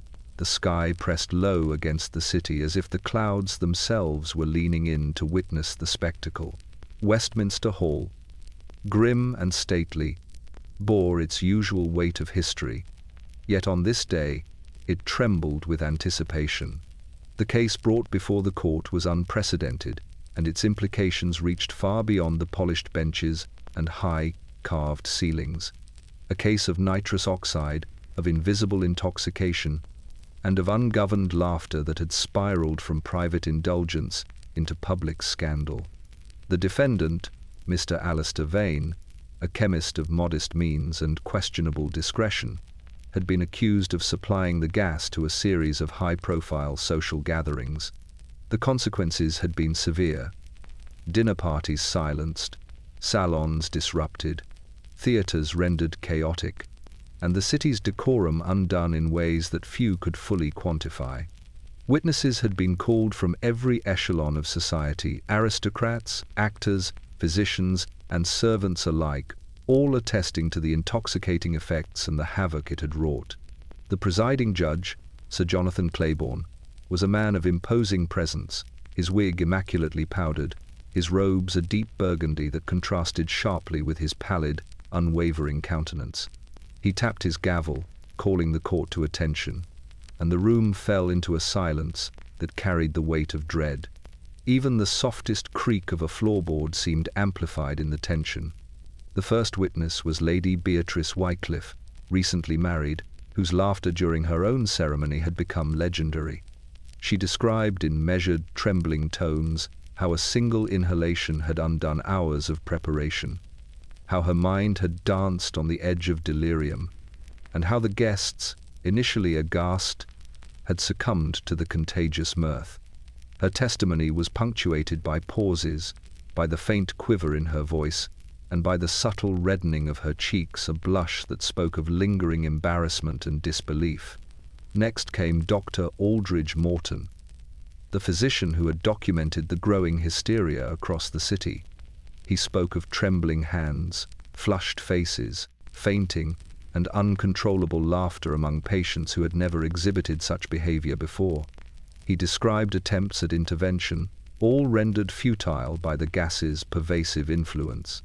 Each case he recounted seemed to echo through the vast hall, the words trembling in the air as if the very stones of Westminster held their breath. Even servants were called to testify. They spoke in hushed, deliberate tones about the chaos in drawing rooms, the toppling of silverware, the laughter that persisted long after the guests had left. Their stories were consistent, yet fantastical, painting a portrait of the city temporarily undone by something unseen, intoxicating, and inexorably pervasive. Mr. Vane, standing quietly at the defendant's bench, did not speak. His hands rested lightly upon the polished oak, fingers twitching with unease. He had supplied the gas with discretion, believing it a novelty for the refined and daring. Yet, in the cold, scrutinizing gaze of the court, his intentions mattered little. The consequences were undeniable, documented, and undeniable in their reach. By afternoon, the court was saturated with tension. Observers, peering from the gallery, whispered in fear and fascination, their words blending with the echoes of testimony. The case had become emblematic of London itself, a city caught between fascination and terror, curiosity and consequence, discipline and surrender. Sir Jonathan Claiborne finally leaned forward, his gaze sweeping the room. "This court recognizes," he intoned, voice steady and commanding, "the unprecedented nature of the actions described. The influence of nitrous oxide, invisible, intoxicating, and ungovernable, cannot be ignored, nor treated lightly. Society has been shown the fragility of its own order, the ease with which decorum may be undone by a single breath of subtle and potent delight. The sentence, when it came, was a mixture of restraint and warning. Fines, restrictions, and the promise of regulation were imposed, yet the city knew, in its fog-laden streets and gaslit alleys, that the lesson had been learned too late. London had glimpsed the invisible hand of euphoria. It had trembled, and it would never forget. After the court case that had rattled Westminster and sent ripples of alarm throughout the city, London began to return to a semblance of order. Parlours that had once echoed with uncontrollable laughter now sat in quiet repose. The gas, for a time, seemed to retreat, leaving behind a city both exhausted and contemplative, as if it had inhaled too deeply and now required a period of cautious reflection. Lady Rosamond Fairlie's home, once a theatre of restraint challenged by whispers of chemical indulgence, became emblematic of this return. She reinstated her rules with a stern precision, forbidding the presence of cylinders, nozzles, or any apparatus that might tempt curiosity. Candles were lit, curtains drawn, and the polished surfaces of tables and mantels reflected the calm diligence of servants trained once more in decorum. Each evening proceeded with measured conversation, a subtle dance of wit and charm, and the faintest traces of nervous glances toward corners where mischief might have once lingered.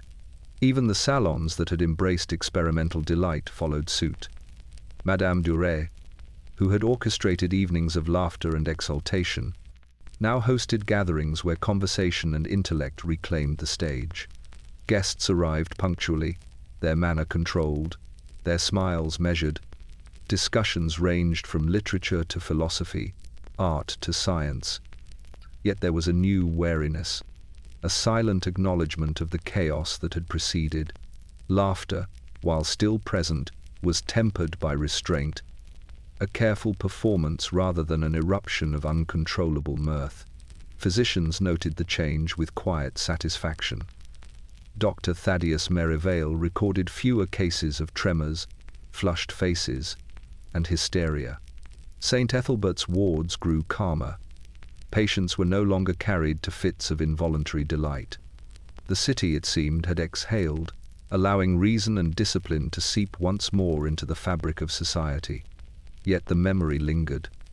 Londoners, even in their calm, whispered of evenings when drawing rooms had dissolved into chaos, when the very air had vibrated with euphoric energy. Families spoke in hushed tones of maids trembling, children giggling uncontrollably, and aristocrats caught mid-gesture in the grip of unseen delight. These stories became a form of quiet legend, tales shared with a mixture of awe and caution, a reminder of the fragile balance between indulgence and restraint. The chemists, those who had supplied the cylinders, now exercised extreme discretion. Mr. Silas Fernwick, aware of the scrutiny imposed by both law and social expectation, locked away his remaining stock, dusting the brass and polishing the silver to a gleaming finish that suggested reverence more than use. Deliveries ceased. Laboratories became spaces of quiet study rather than experimentation, and assistants were instructed to avoid the temptation of inhalation. Even theatres, which had suffered disruptions and marvels of uncontrolled performance, returned to careful rehearsals. Actors, once eager to embrace the gas for inspiration, now relied solely on discipline, memorization, and the subtle art of expression. Audiences, too, were reminded that theatre could enchant without chemical intercession, that emotion and amusement need not be forced by invisible hands. And so, London settled into quietude. Parlours, once loud with ungoverned laughter, now reflected the delicate, deliberate art of conversation. Gaslights flickered softly, casting shadows that seemed more benign than mischievous. Candles burned steadily, and the city's streets, fog-laden and glimmering, carried only the usual sounds of carriages, footsteps, and distant bells. Yet beneath this calm, a subtle awareness persisted. London knew that the breath of exhilaration, once tasted, could never be entirely forgotten. The invisible power of nitrous oxide had marked the city, leaving it wary, cautious, and forever aware of the delicate line between indulgence and surrender. For now, the parlours were quiet. The laughter, though restrained, still echoed in memory, and the city waited, ever vigilant, for the next sigh, the next breath, the next subtle surrender to delight. After months of clandestine indulgence, scandal, and ungoverned mirth, London's fascination with nitrous oxide settled into something more measured, more deliberate. The city, scarred by laughter and the chaos of inhalation, had begun to recognize the duality of the substance. It was at once irresistible and dangerous, exhilarating and destabilizing. What had once been a novelty for drawing rooms, salons, and secret clubs now found its way into the sober halls of medicine, where knowledge and discipline could temper its power.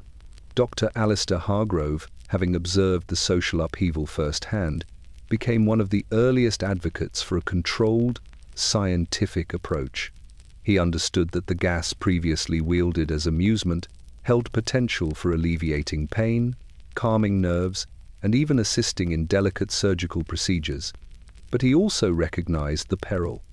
A miscalculation, a single misjudged inhalation, could undo composure, disrupt cognition, and plunge even the most disciplined into delirium.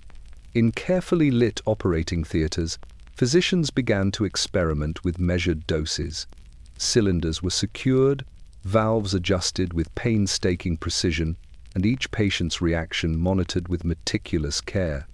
Nurses and assistants were trained to observe minute signs of distress, to note subtle shifts in pulse or respiration, and to intervene at the first whisper of hysteria.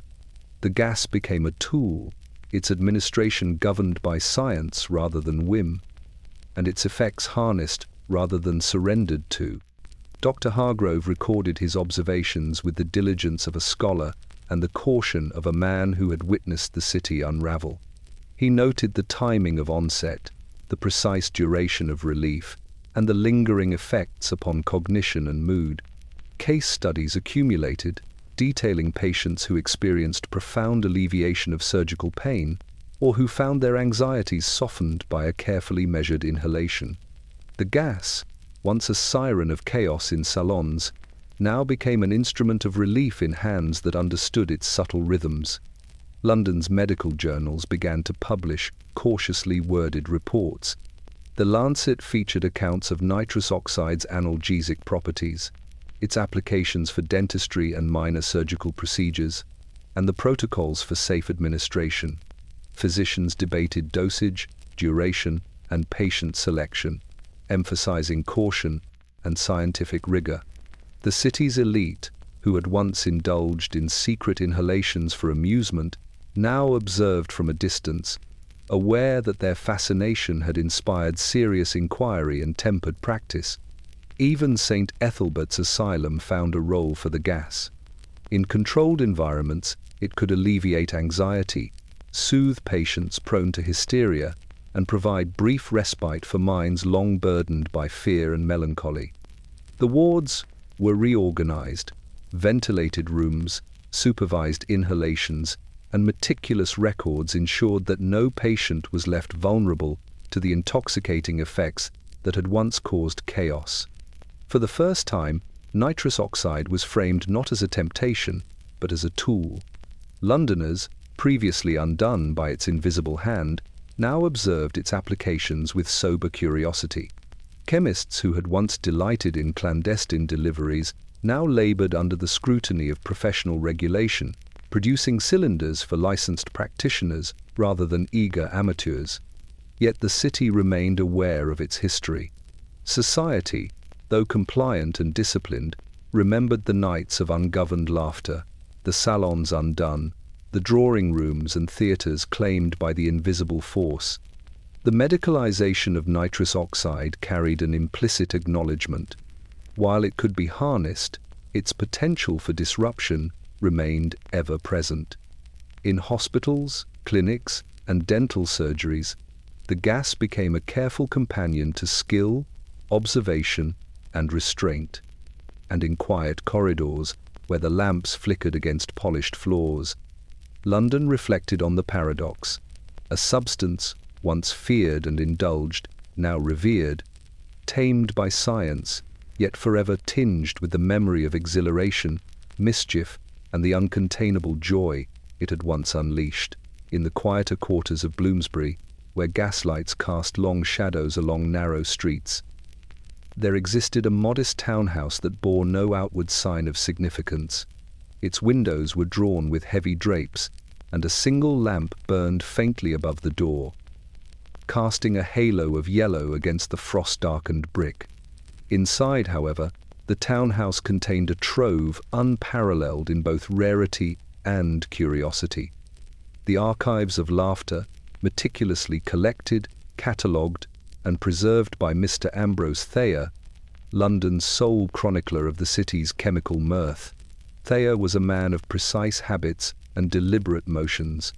His hair, once black, had turned the silver of dusk, and his eyes, pale and reflective, seemed to measure the weight of every sound, every gesture, every breath that passed through the streets of London.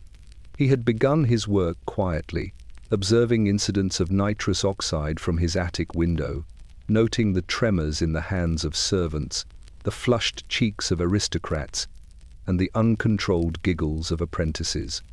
Over weeks and months, his notebooks grew heavy with inked testimonies, diagrams of inhalation apparatus, and sketches of faces caught in mid-hilarity. The archives, as he had come to call them, were neither frivolous nor whimsical. Each record represented a precise observation: the time, the location, the social station of the subject, and the nature of their laughter. Thayer had noted the finer details with scientific rigor: the cadence of chuckles, the progression of convulsions, the lingering effects on posture and cognition. Some entries read like careful case studies. A housemaid in Mayfair, trembling and flushed after a single inhalation. A barrister who collapsed in the hall of Gray's Inn. A young bride whose laughter overtook her vows. A factory worker whose fit of hilarity disrupted machinery and commerce alike. Visitors, when permitted, were few and always vetted. They came with whispered introductions and careful steps, entering the townhouse with the understanding that this was no ordinary curiosity. Thayer would guide them through rooms lined with shelves of ledgers, each bound in dark leather, some ink-stained from fevered hands, others marked by careful, deliberate notation. He demonstrated the apparatus sparingly: the brass nozzles, the small cylinders, the porcelain masks, all preserved as artifacts, as reminders of the power that had once overtaken the city. What fascinated him most was not merely the physiological effect, but the social one. Laughter, he had observed, was a chemical contagion, invisible yet pervasive.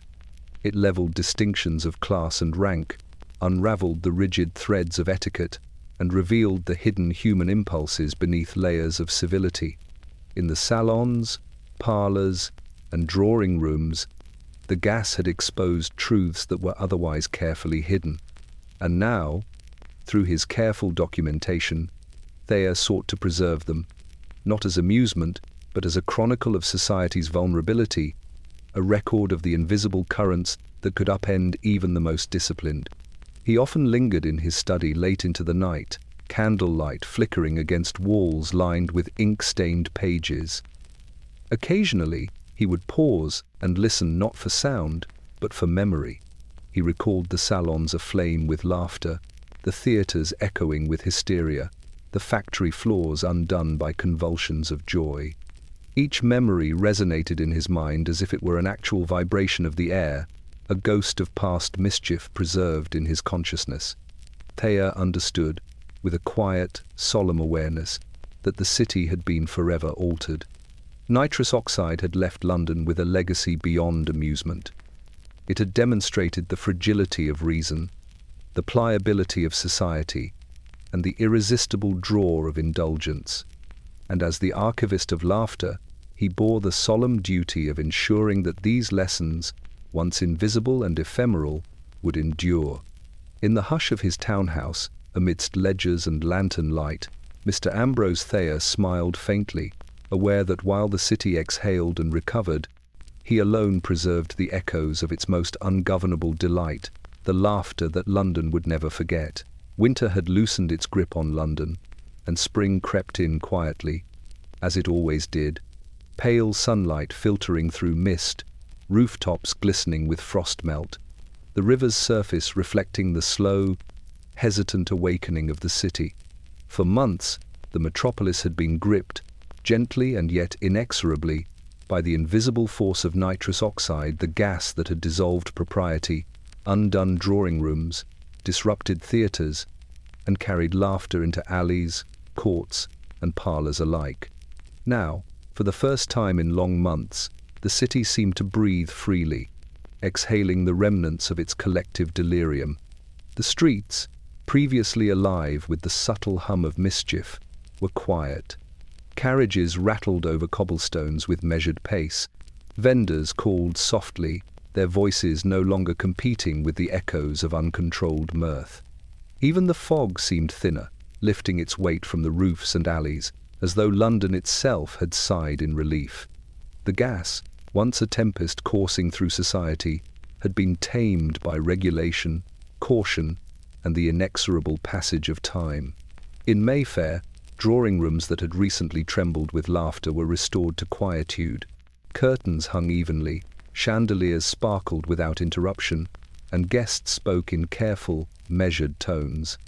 Lady Rosamond Fairley, steadfast through the season of indulgence, presided over her salons with renewed authority. She moved among her company with a serene composure, noting subtle smiles, the faint twitch of fingers, but finding only restraint. The lessons of the past months, the collapse of decorum, the intoxication of euphoria, had instilled a cautious reverence among the city's elite. Even the theatres, which had once echoed with hysteria and improvisation, returned to order. Actors practiced their lines with renewed diligence, and the audience, mindful of previous chaos, observed performances with quiet attentiveness. The excitement of ungoverned mirth, while remembered, had been replaced by the disciplined rhythm of craft, rehearsal, and expectation. The stage had regained its control, the curtain rising and falling in measured precision, unmarred by the invisible influence that had once claimed it. The factories along the Thames, previously scenes of tumult and uncontrolled laughter, resumed their mechanical precision. Workers, freed from the transient intoxication that had disrupted their labour, returned to routine with a cautious awareness of what had passed. Supervisors noted the careful compliance of their charges, the careful measurement of motion and effort, as if each individual carried a faint memory of the chaos that had once overtaken them. Even the city's chroniclers paused in their work. Mr. Ambrose Thayer, archivist of laughter, stood in his townhouse, surveying the ledgers, notes, and sketches that recorded the season's events. Though the gas no longer swept through salons and alleys, its memory lingered, an indelible imprint on the psyche of London, a cautionary testament to the power of invisible indulgence. The laughter, once rampant and ungoverned, was now preserved only in ink and recollection, a reminder of what had been and what could never be fully repeated. Outside, London breathed as one. Fog lifted from the streets, the Thames glimmered beneath the pale sunlight, and the city, weary from its months of euphoria and disruption, exhaled collectively.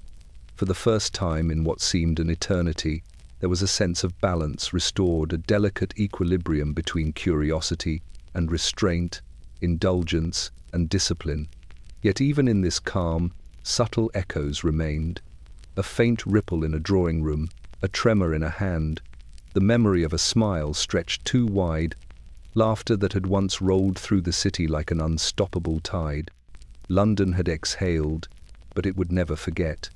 The lessons of nitrous oxide, its invisible power, its capacity to undo, to delight, and to transform, had been engraved into the very spirit of the city. And in that exhalation, quiet, measured, and final, London understood a truth both unsettling and enduring, that beneath the discipline of society, beneath the fog and cobblestones, lay a vulnerability, a desire, and a joy that no regulation could ever fully contain.